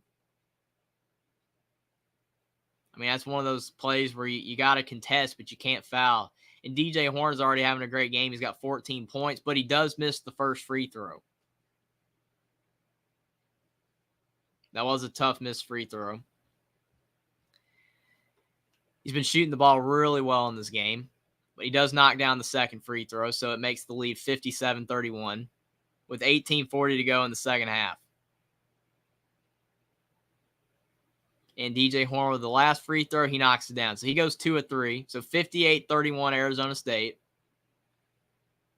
So, Nevada had a bit of momentum. It's still the exact same point differential as it was at half. Nevada's trying to get something going inside the arc. They miss and they get the rebound, but it's off Nevada. Arizona State basketball. Nevada has struggled mightily inside the arc. It is insane. They cannot get easy buckets. Arizona State's getting easier buckets than Nevada throughout this game. Arizona State at the top of the key. DJ Horn passes to Desmond Cambridge.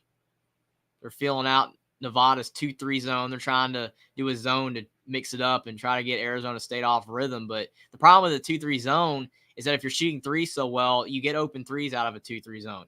And Warren Washington at the free throw line, that was a good shot. When you have a 2-3 zone, having the center shoot from the free throw line is always a good shot when he knocks it down, but he did not make it. Nevada for 2. So it's 58-33. A good shot by Keenan Blackshear. He's had 3 fouls in the first half. So those are his first 2 points. That's definitely hurt Nevada as well because he's a really good scorer. But he was in foul trouble, so he could not make an impact. Desmond Cameron is backing down on Nevada. Kicks it out to Devon Cambridge, and he almost banked in a 3, but it did not go. 58-33, Nevada going down the floor. And Nevada, they call a blocking foul. So it's 58-33, 17-12 to go in the second half. Blackshear got lucky. They could have called the 4th on him, but they didn't. They called a blocking foul. It was close. He didn't really extend the arm,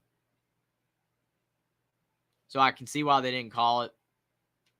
But it was close. He was barreling through the lane uncontrollably.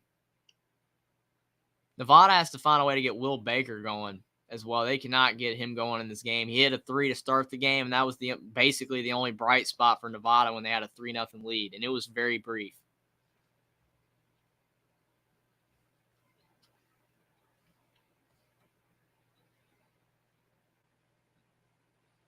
So Arizona State did foul Nevada. Blackshear got fouled again.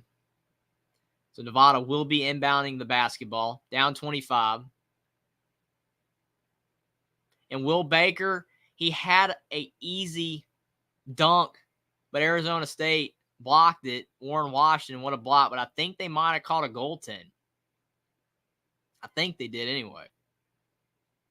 He was going up for the dunk.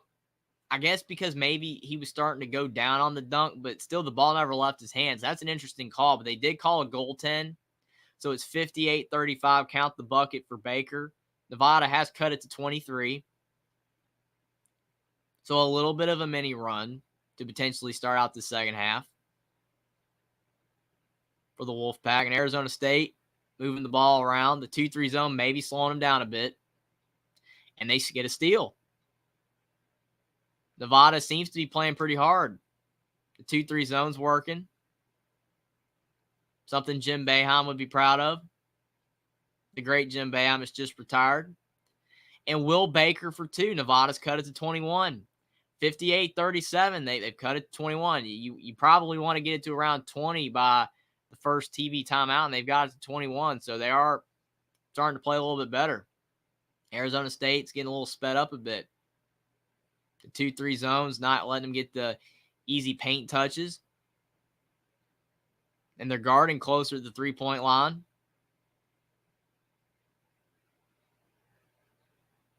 Warren Washington in the post. He passed it to Jemiah Neal. And Neal almost turns it over, but he gets the ball back. And he passes it to Washington for the dunk. But it might have been a shot clock violation. That's close, though. They're probably going to have to review that one.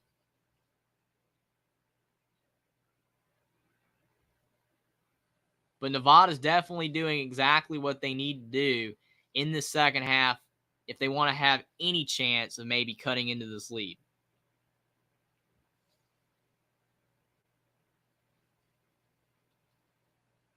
They've come out with intensity. They've hit a few shots.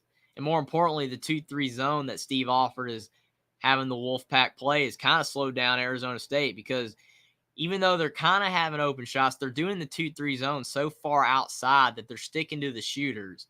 And they're basically forcing Warren Washington to either have to take the pull-up jumper or make a decision with the basketball, which has definitely rattled the Sun Devils a little bit.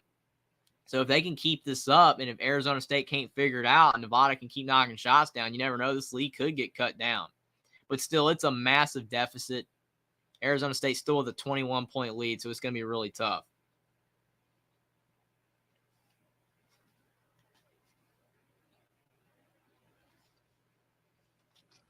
I definitely think that Arizona State is not, having this kind of success that they were having in the first half because Nevada switched the defense up. And I think if Nevada had found a way to slow down Arizona State when they were like down by 10 or 12, then maybe possibly this game wouldn't have got out of hand. But Nevada in the first half just was not getting any stops. Arizona State kept hitting everything. But you kind of see in the second half the tide is turning a little bit, slightly. Mighty Motive 1982, he says, I got Gonzaga, Texas, Arizona, and Duke. Gonzaga versus Arizona in final, and then Arizona takes. That's really interesting. I mean, I think that is possible. I mean, you look at a team like Texas. Texas is a hot pick for a lot of people to go very far.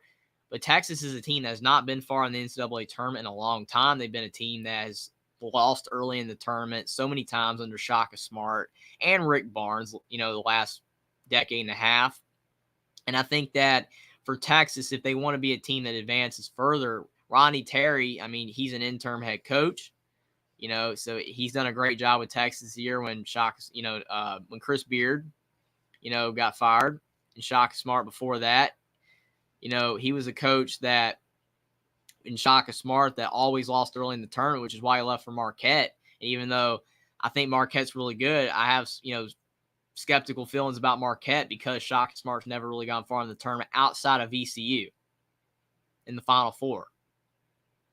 But Shaka Smart, Rick Barnes, and even Chris Beard, Texas always lost early. But now that Rodney Terry's in town, something, could be different.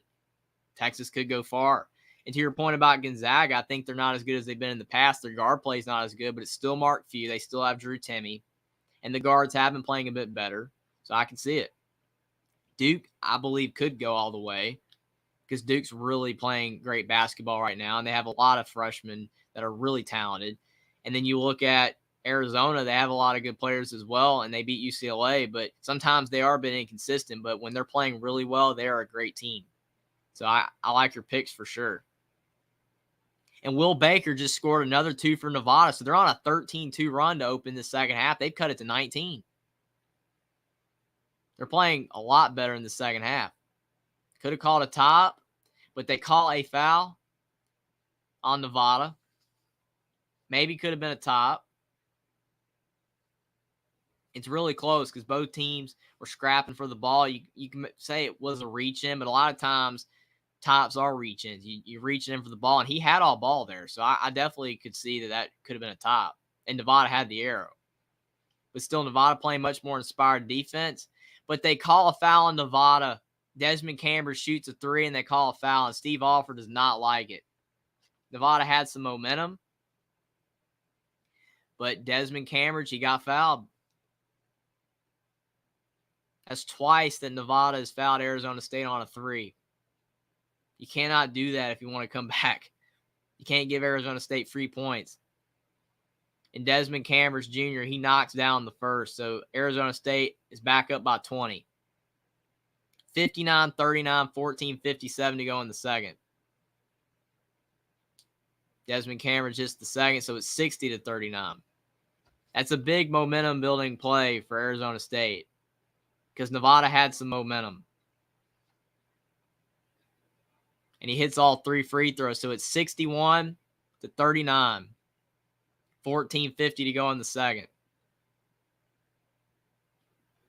And the winner of this game will play TCU, the Horned Frogs, who are ranked as a 6th seed, a lot lower than a lot of people thought that they would be coming into the season. But they had a lot of injuries, including Mike Miles' injury. And I think that TCU is much better than a 6th seed when fully healthy. But that could be an intriguing matchup for sure if Arizona State can hold on and get this win. But Frankie Collins is 4 fouls. That's tough. The Sun Devils are going to be without their starting point guard. DJ Horn has 3 fouls as well, but Frankie Collins with 4 fouls. See if Nevada can take advantage of that. Jared Lucas maybe could get some easier buckets if he can find a way to score without Frankie Collins on the floor. But Nevada, they turned it over, but they turned Arizona State back over. What a block on the other end for the Sun Devils. Now Desmond Cambridge is going down the floor. He pulls up from 3, and he gets fouled from 3 again. That is insane. Steve Alford is so mad. But that is another foul on Nevada on a player from Arizona State shooting a 3.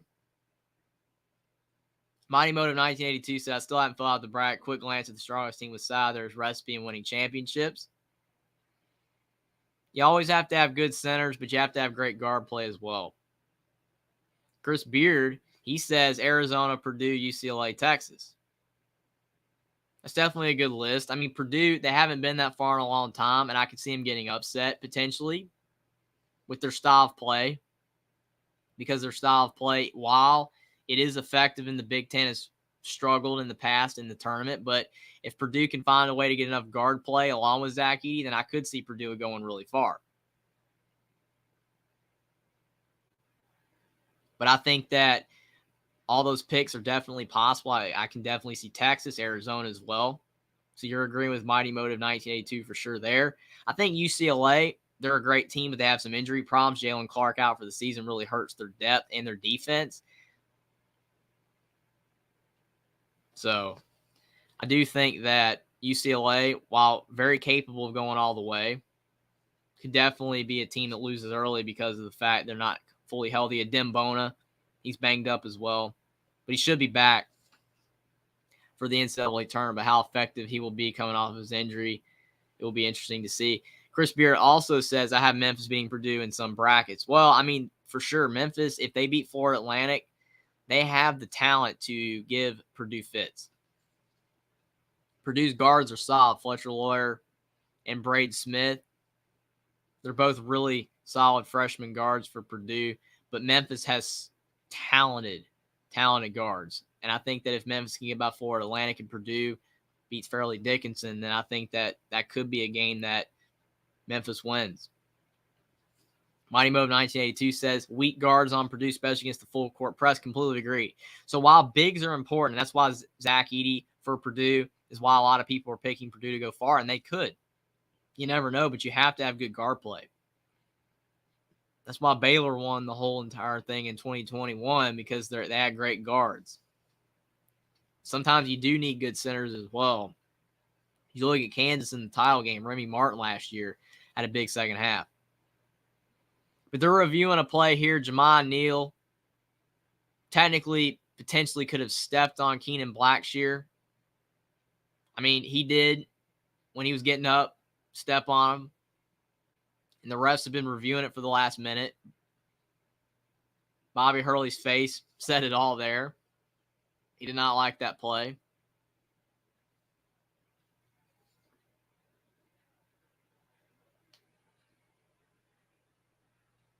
But it's 61-39 Arizona State over Nevada, 14-21 in the second half. Nevada's kind of gone on a little run, but Arizona State keeps getting fouled by Nevada on the three-point shots, and that's helped the Sun Devils stay ahead. If they hadn't had those fouls, then potentially this game could be a little bit closer. But Nevada, you cannot foul on a three. You just got to play good defense. Can't foul. But I don't think they called anything unless they're going to have Nevada shoot free throws after Cambridge shoots these. But Desmond Cambridge's at the line for his 3 free throws, and he knocks down the first. So it's 62-39. And you never want to give a shooter like Desmond Cambridge free points at the line, because that just helps him stay hot from 3, because he's getting to see the ball go through the net more. He's hit his first 2. So now the Sun Devils are back up by 24. And he hits all 3 free throws. So now Arizona State's up by 25 points. And Nevada had this game down to 19. But Arizona State just hit 6 free throws in a row off of fouls on 3s. So Keenan Blackshear, he is going to the line, shooting technical foul free throws after the 3 free throws that Arizona State just shot, because he did get stepped on by an Arizona State player, Jamon Neal. It was a play that, I mean, it's one of those he's trying to, get off of him, but still, he did step on him. So the refs looked into it, and they allowed Blackshear to shoot 2 free throws. Thankfully, Blackshear is okay. So it's 64-41 now after all that. 14-21 to go in the second half. And Nevada's going to be inbounding. Does Nevada have another run left in them? It's going to be very interesting to see for sure. It's definitely getting to that point where you look at the time factor and they're running out of time to have any chance. Nevada shoots a 3 in the corner and they knock it down. Trey Coleman. So it's 64-44. They have cut it to 20 again. But Arizona State obviously going to take their time, and they should. When you have a big lead, you never want to take quick shots. Luther Muhammad, he knocks down a 2. He was a really good player at Ohio State at times. He had some good moments, but he definitely, struggled a bit as well, and he transferred to Arizona State. And he is a bench player, but he has played solid for the Sun Devils at times, and that was a big shot for him. But Arizona State is up by 22. Will Baker for 2, and he's short. Maybe not the best shot there early in the shot clock for Nevada, not moving the ball around. I know you got to hurry up because you're down big, but not a great shot. Arizona State swinging it to Warren Washington on the right block. Desmond Cameron with a tough 2, and he knocks it down. The tough step back 2, fading away from the basket. That's a big shot by Desmond Cameron. He has 17 points. And they do call a foul on Arizona State on the other end. But it's 68-44 with 12:58 to go in the second half. When things are going your way, things are going your way. That is a huge shot. I mean, he's fading away, stepping back. Keenan Blackshear's all over him, and Desmond Cameron knocks down a 2. And even technically, you could say got fouled in the arm, and he still hit the shot. 68-44. Will Baker getting the ball for Nevada again, and he does get fouled this time.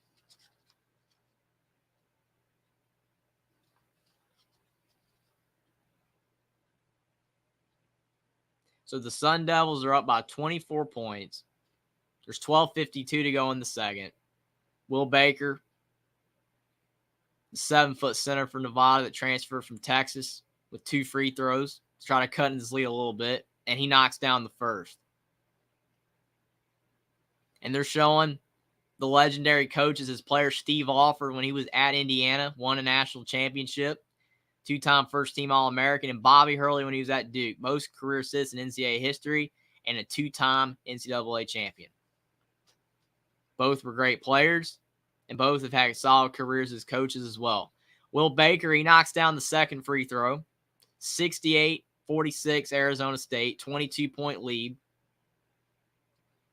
12:40 to go in the second. Arizona State shooting 11 of 15 at the line. Nevada shooting 10 of 12. So both teams knocking down the free throws. But Arizona State's definitely knocked down more shots.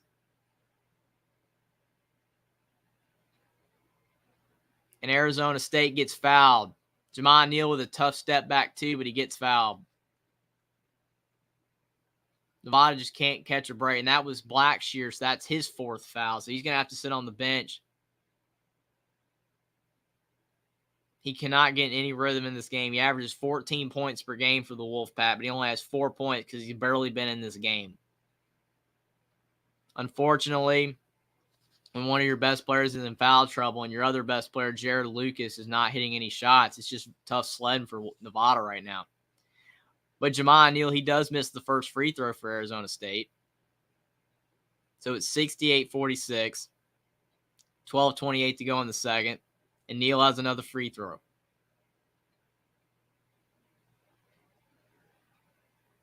Neal had 10 first-half points. He has not scored in the second half yet.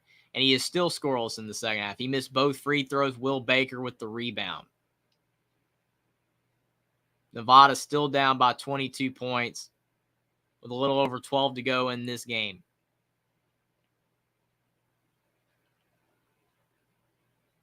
Nevada's trying to get the ball inside, looking around. Arizona State switching up their defense a little bit. And Nevada hits a tough 2, Trey Coleman.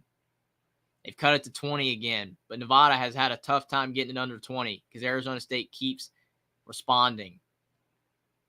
Bobby Hurley definitely wants to see his Sun Devils keep their foot on the gas and not let Nevada back in this game. Gaffney with a 2. He misses, but Warren Washington with the putback. The Nevada transfer with a big bucket down low, 70-48. Sun Devils. Jared Lucas in the corner for Nevada. He knocks down a 3. Finally, Nevada gets it under 20. It's 70-51.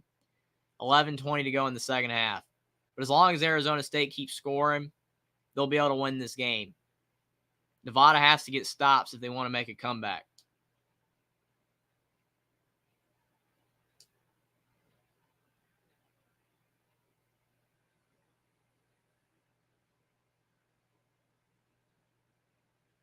Gaffney thought about it, but he passes it down low to Washington.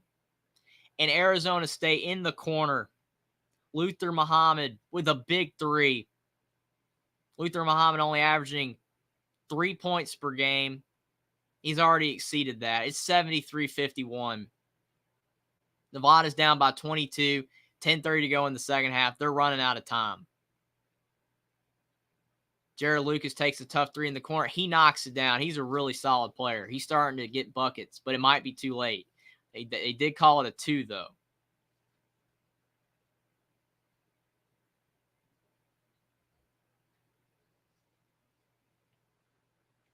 But Arizona State, they've definitely hit some big shots in this game. Desmond Cameron's turnaround jumper was huge. They've hit a lot of big threes. Nevada, they're starting to get some offense going in the second half. Jared Lucas has hit a couple of big buckets, but unfortunately, Nevada just might be a little too late.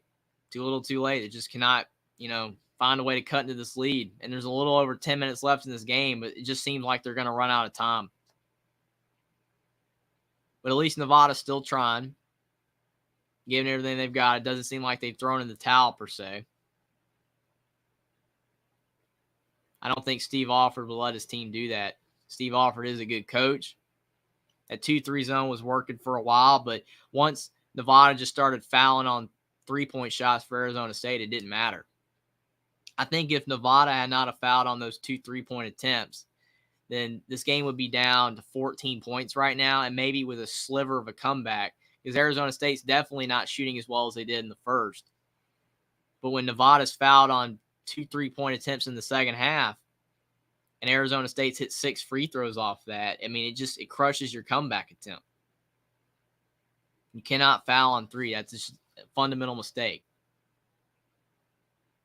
You don't want to foul on any shot at all, but you definitely don't want to foul on a 3. But Nevada is just one of those things where it's a little too late. I mean, I think that, if they had found a way to cut that lead down in the first half and maybe go down at half by 15, then at this point, maybe they'd be down by 7. But unfortunately for the Wolfpack, they were down by 27.5. They just got shellacked in the first half by the Sun Devils. They played great offense, and they were playing really good defense. I think Arizona State's playing good defense in the second half, but they have slacked up a bit. I mean, Will Baker could not even get the basketball in the first half for Nevada. He was getting smothered. At least in the second half, he's had a couple of clean looks down low. But overall, man, in the first half, Arizona State's defense was smothering. It was definitely a joy to watch if you're an Arizona State fan to get to see their defense play that well. Because I thought Arizona State this season at times played good defense, but at times they really struggled on the defensive end. They had a lot of games where they gave up a lot of points, but not in this game, especially in the first half. I think with a lot of teams, playing defense is all about your will to play defense.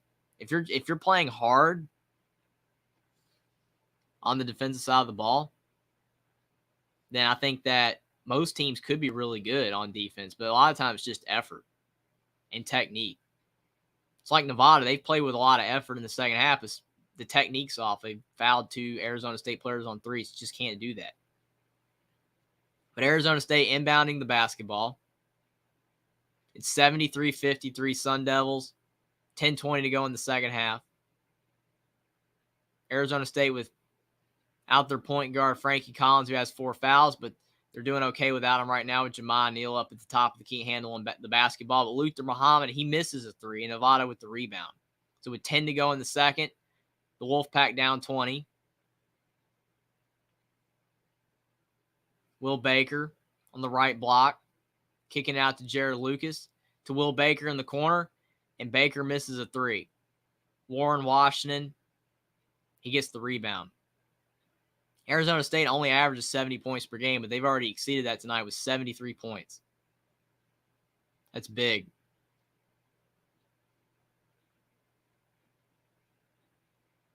DJ Horn for Arizona State driving in, kicks it to Washington, and Warren Washington for 2. He's having a solid game.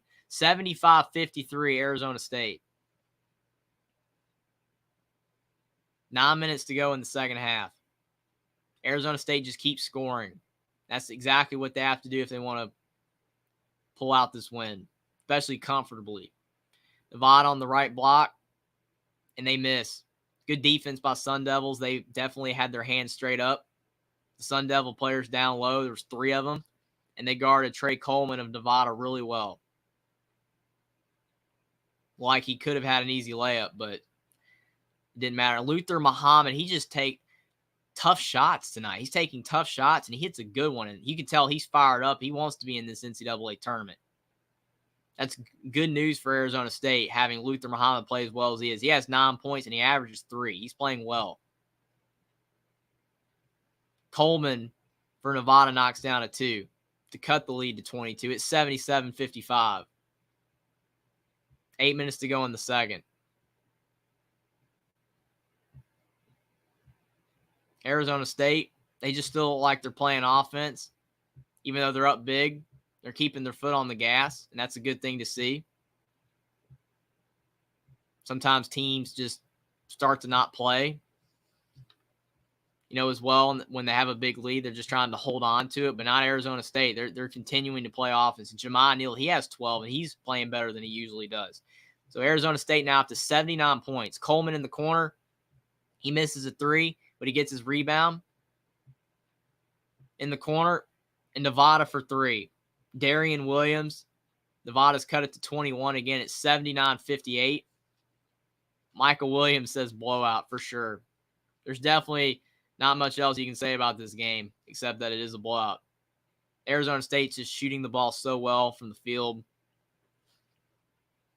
Monty Motive 1982, he says, great show, man. I see a future in broadcasting. You're very engaging. You're beyond schooling, a complete natural. Your voice isn't annoying either. Great delivery. Start networking. Cheers, everyone. Thanks, Mighty Motive 1982. That means a lot. We'll see what happens. I don't know what's going to happen, but maybe you never know. That would be really cool, though. And Will Baker with a big dunk, 79-60. At least Nevada's still playing hard. You got to give him credit there.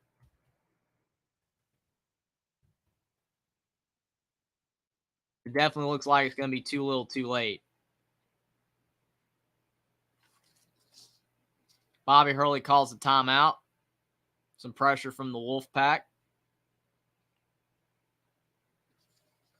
But man, this game was definitely kind of a surprise, though. I thought this game would be closer.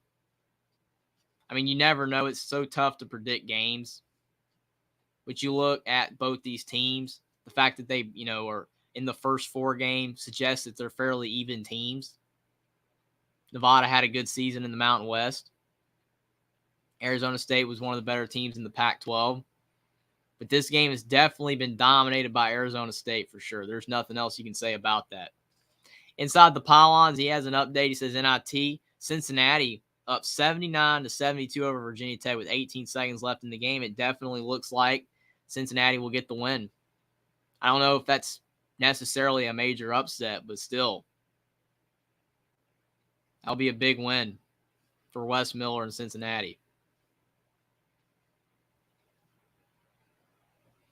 You can always tell which teams in the NIT are playing really hard, though they want to advance far. And again, even without MSG, I think that the NIT is still a great tournament. And it is really cool to see some of these teams playing hard. And I'm always interested to see who's going to win the NIT for sure. It's still a really, really cool league. Really cool tournament. Inside the pylons, probably not an upset, but huge win. Yeah, that's why it's kind of a borderline. I mean, more people probably would assume Virginia Tech because they're the ACC team and Cincinnati's a team from the American. But, yeah, it is a huge win for sure. Virginia Tech was a team I really thought earlier on in the year was going to be a tournament team. When they beat North Carolina, now obviously North Carolina ended up not being as good as, people thought they were. But Virginia Tech beat the Tar Heels. They looked like a team was going to make the tournament. Then they had some injuries, and they just never rebounded. But that's a big win for Cincinnati if they hold on.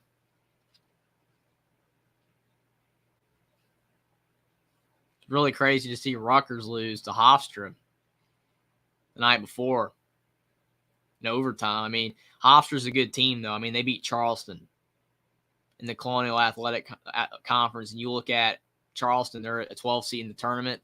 A lot of people picking them to beat San Diego State. So I think that, Hofstra is definitely a team that a lot of people probably overlooked in that game.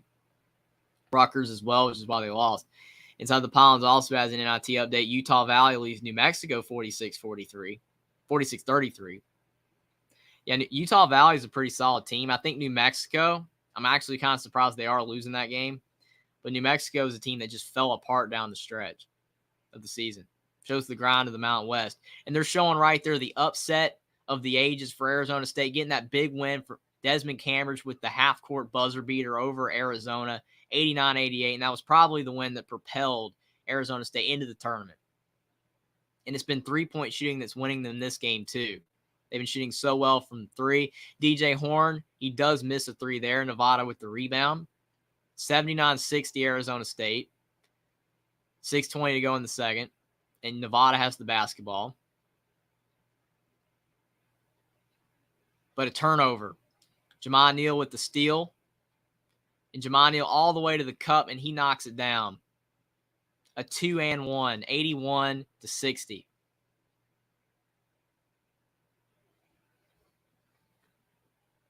Arizona State's definitely played opportunistic on the defensive side of the ball for sure. But it's 81-60 with 6:10 left in the second half. It definitely looks like this game is about over for sure. Nevada's not going to more than likely be able to make a comeback. Arizona State will be moving on to face TCU. And that should be a good game. I mean, I think that TCU, again, is a better team than their 6th seed because of the injuries that they had throughout the season. But Arizona State, if they shoot the way they shot tonight against TCU, I think they could win. I think it's possible that Arizona State could beat TCU, but they have to play like this. If they have a cold shooting night, then Mike Miles and company should be able to handle them. But it should be a good game regardless. I'll be looking forward to that one for sure. But it will be interesting to see which team from the first four possibly can go the farthest. Because you've had some of the teams go really far. Obviously, UCLA in 2021 went from the first four to the Final Four. VCU in 2011 with Shaka Smart. So I don't know if Pittsburgh or if Arizona State wins this game, if either of these two teams will advance far, but it will be interesting to see which team goes further if they advance at all. A lot of people say that the first four shouldn't have been added because of the fact you have too many teams already in the tournament and these teams aren't deserving. But I do think it goes to show when some of these teams advance far that sometimes that's not necessarily true. I think that that's what makes March Madness so cool because you have so many upsets. You have so many teams that play better than you expect them to play. And I think that these teams should be able to, be in these teams, the 64 through 68. At-large teams. They might not be as good as some of the teams that are higher, but they are capable of winning games. I mean, do you want the NCAA tournament to expand to 96 teams or something like that? Probably not, because then you have some really bad teams in there. But as is, I think the tournament works because you just have so many teams that are capable. And that's why people talk about getting rid of the Cinderellas, getting rid of the 12 through 16 seeds and replacing them with at-large bids. I mean, I like the Cinderellas. You like seeing Colgate and Florida Gulf Coast and Vermont and all these teams making runs. It's cool. I think it just adds to, the uniqueness of college basketball and March Madness that you have this tournament style that you have. You don't have this kind of tournament in any other sport. You don't have this in college football. You don't have this in the NFL. You don't have this in the NBA. It's all different. March Madness is the only tournament that has every single team having a chance to advance. This amount of teams. And almost every team's capable.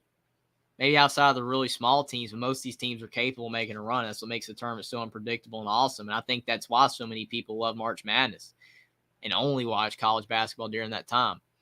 Arizona State did miss the free throw, so it's 81-60. 6 to go in the second. Nevada trying to push it down the floor. And they foul Nick Davidson hard. He's going to be going to the foul line. Inside the Pylon says, this was an easy $12 win, baby. Well, I mean, you got looking like this game's going to be completely right. You've got both games right, so that's awesome, man. Yeah, he did get a lot of ball, but he fouled his hand for sure. So Nick Davidson, he'll be shooting 2 free throws for Nevada, but he has not had a good game. He's missed a couple free throws. He's not really made any buckets. But he does hit this free throw. So it's 81-61 with exactly 6 minutes to go in the second. Nick Davidson averages 7 points per game, but that was his first point.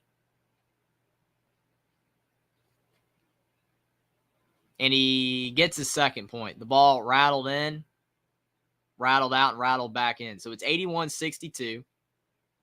Sun Devils are up 19. And Arizona State with the massive dunk. Devon Cambridge, the alley-oop from Gaffney. Huge play. Sun Devils back up 21. 5:40 to go in the second. Arizona State has kept their foot on the gas, and that is why they are going to win this game. They've never let up. Edwards says it's been a blowout for sure. Definitely a surprise result. I thought this would be a closer game. But thanks for being here, Edward. Watch it anyway, even though it's not the closest game in the world.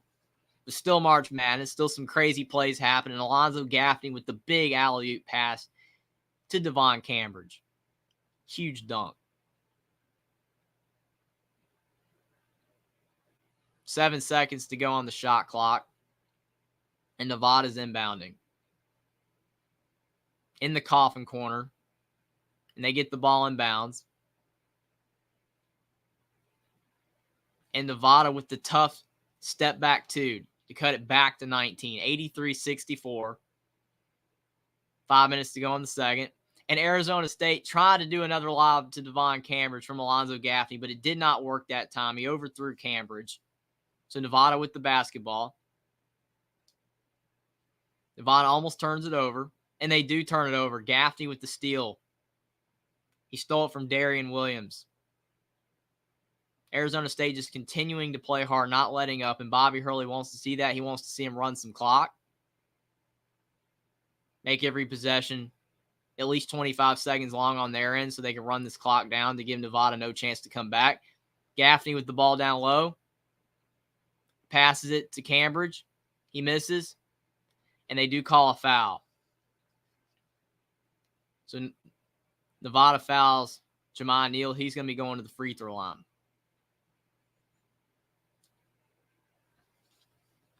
Both teams have shot pretty well at the free throw line in this game. But it hasn't mattered for Nevada at all because they've been down by so much. Neal hits the first to make it a 20-point game again. It's 84-64. And Arizona State has not needed Frankie Collins at all in the second half. They've been handling the press from Nevada without him. They've been still shooting threes and playing really well. And Neal hits the second. And it's inside the pylon. Says better luck next year, Nevada. They're definitely going to need it. But I'm sure Steve Alford is going to be working hard in the transfer portal, get some good players for next year. Possibly have his team back in the tournament. I'm sure there'll be a good team in the Mountain West next year. But this definitely was not their game. Arizona State still hounding on defense, but it does go off DJ Horn, so that Nevada will get the ball back. But it's 85-64. Arizona State with 4:17 to go in the second.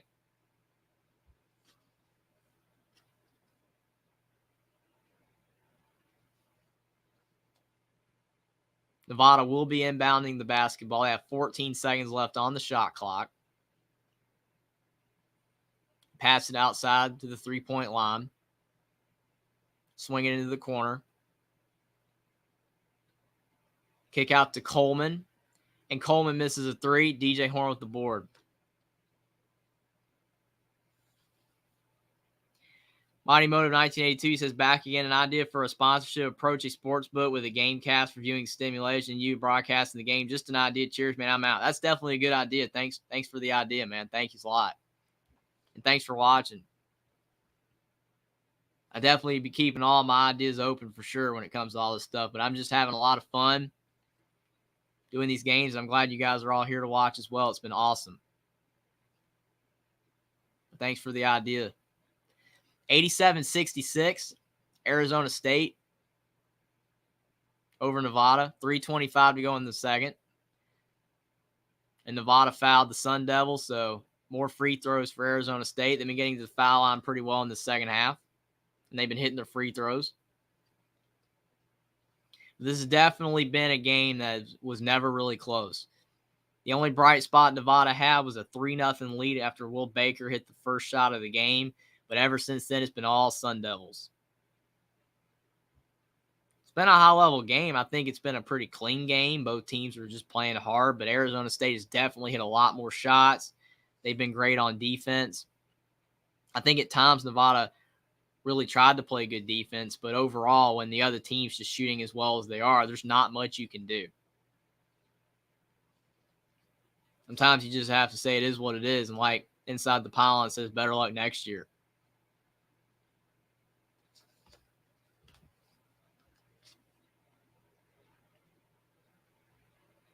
In Cincinnati, they do end up beating Virginia Tech 81-72.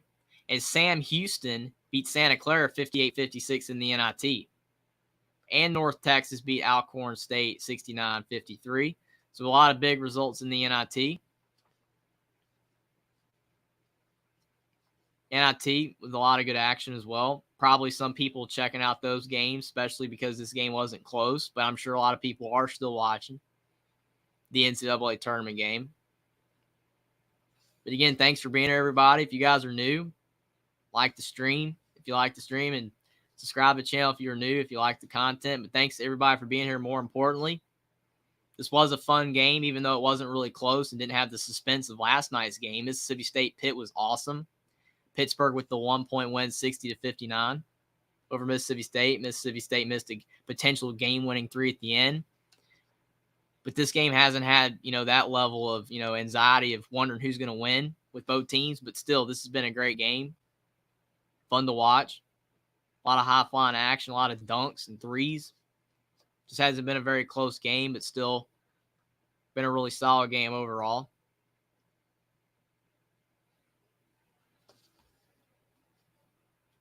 It is really going to be interesting to see how Nevada bounces back from this. This was a tough loss for Steve Alford, but he's going to have to find a way in the offseason.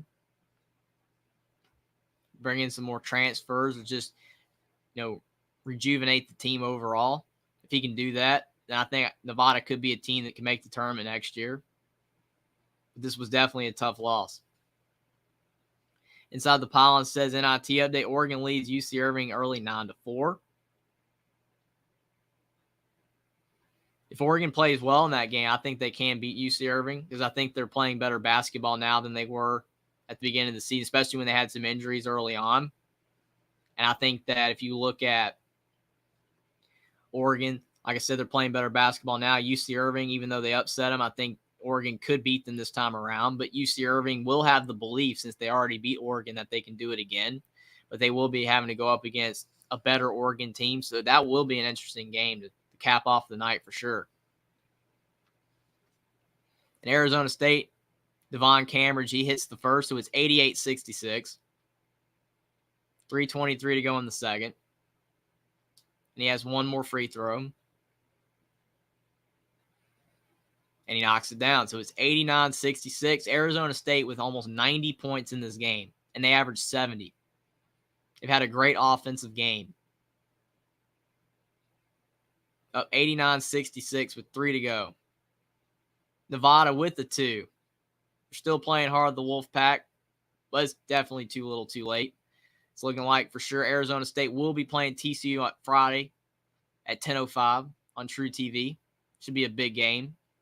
I think TCU, even though they have a lot of talent, and on paper, you could say is definitely way better than Arizona State. If Arizona State plays like this, you never know.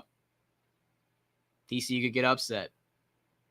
That game is on Friday night. And Frankie Collins, who's been reinserted the game after being out most of the second half with 4 fouls, he hits a layup. It's 91-68. And Jared Lucas shoots a deep 3. He misses. Frankie Collins with the board. Smart move by Bobby Hurley to bring him back in the game to get some more run. Luther Muhammad in the corner, and he knocks it down. 94-68. Arizona State is on fire just this whole entire game from wire to wire.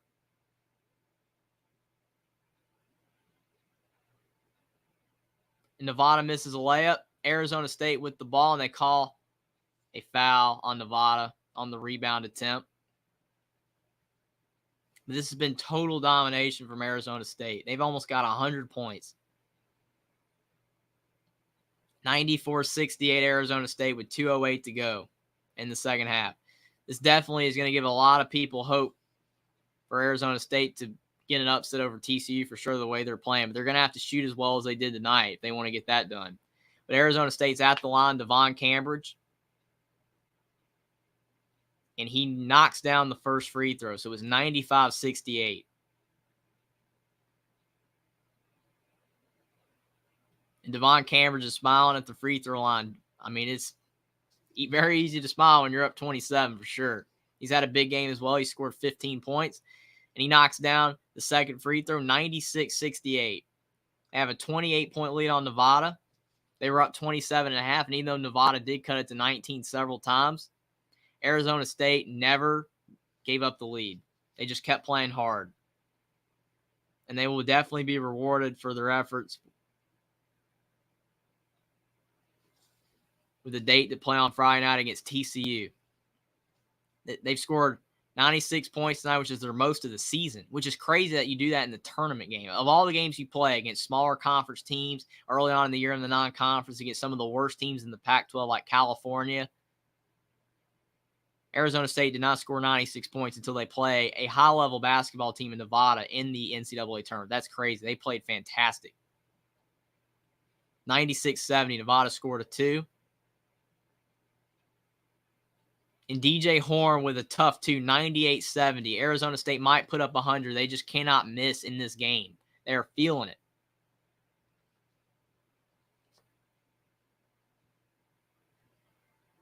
Nevada misses a layup. DJ Horn with the rebound, 98-70. 1:10 left to go. And I'm sure Arizona State's going to try to get 100. And Bobby Hurley, he calls a timeout. He's bringing in some of his bench. So maybe they won't get 100 unless someone off the bench does get a score. That's really a good move by Bobby Hurley to bring in a lot of the players that don't play and let them have a chance to experience March Madness. But what a big win for the Sun Devils. I mean, they're up 98-70 with 1:05 to go. Definitely a massive overperformance for the Sun Devils in this game. Not a lot of people were expecting it. But can one of Arizona State's bench players score to get it to 100 for the Sun Devils?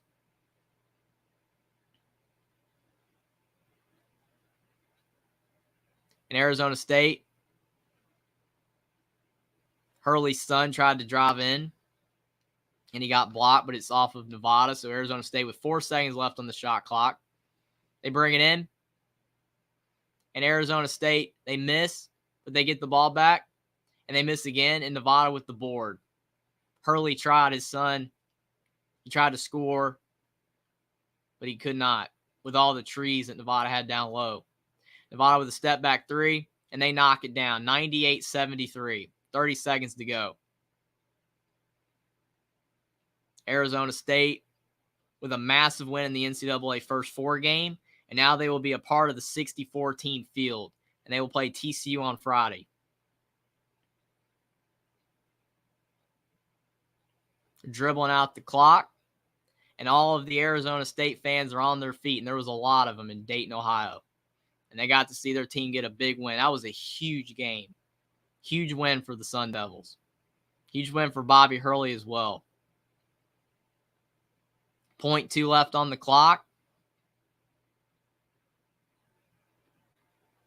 And Arizona State, 98-73 over Nevada. Nevada inbounds the ball, and that is it. That is your ball game. Fantastic performance from Bobby Hurley's Sun Devils team. And you had a 98-73 win for Arizona State, and they will play TCU. On both sides of the ball, on offense and defense, Arizona State controlled the game from the jump. Right after Will Baker for Nevada hit a 3 to start the game, the rest of the game was completely controlled by Arizona State. I don't think a lot of people were expecting them to play as well as they did, but they had a fantastic game. And it could propel them to potentially upset TCU. You never know, but still, that's going to be a tall task. TCU is a really good team, but it was a high-level game. It was definitely not close. It didn't have the excitement of Mississippi State Pitt, but it was still a good game overall. A lot of high-flying action. But Arizona State is your winner over Nevada, 98-73. They're interviewing Bobby Hurley, and he's probably a very happy man right now. His first NCAA tournament win since 2019 at Arizona State. But a big win overall for the Sun Devils as they win 98-73 over Nevada. Thanks for being here, everybody. If you guys are new, like the stream down below. Subscribe to the channel if you like the stream. Like this Only Talk Sports content. Thanks for being here, everybody. And I'll definitely be back live streaming probably tomorrow and Friday and doing a lot more March Madness games. And I hope to see you guys all here. But thanks for being here, everybody. But Arizona State's your winner, 98-73. It's a fantastic game overall, and I cannot wait for the Field of 64 games to start tomorrow. It should be awesome. I hope to see you guys all there. But thanks for being here, everybody.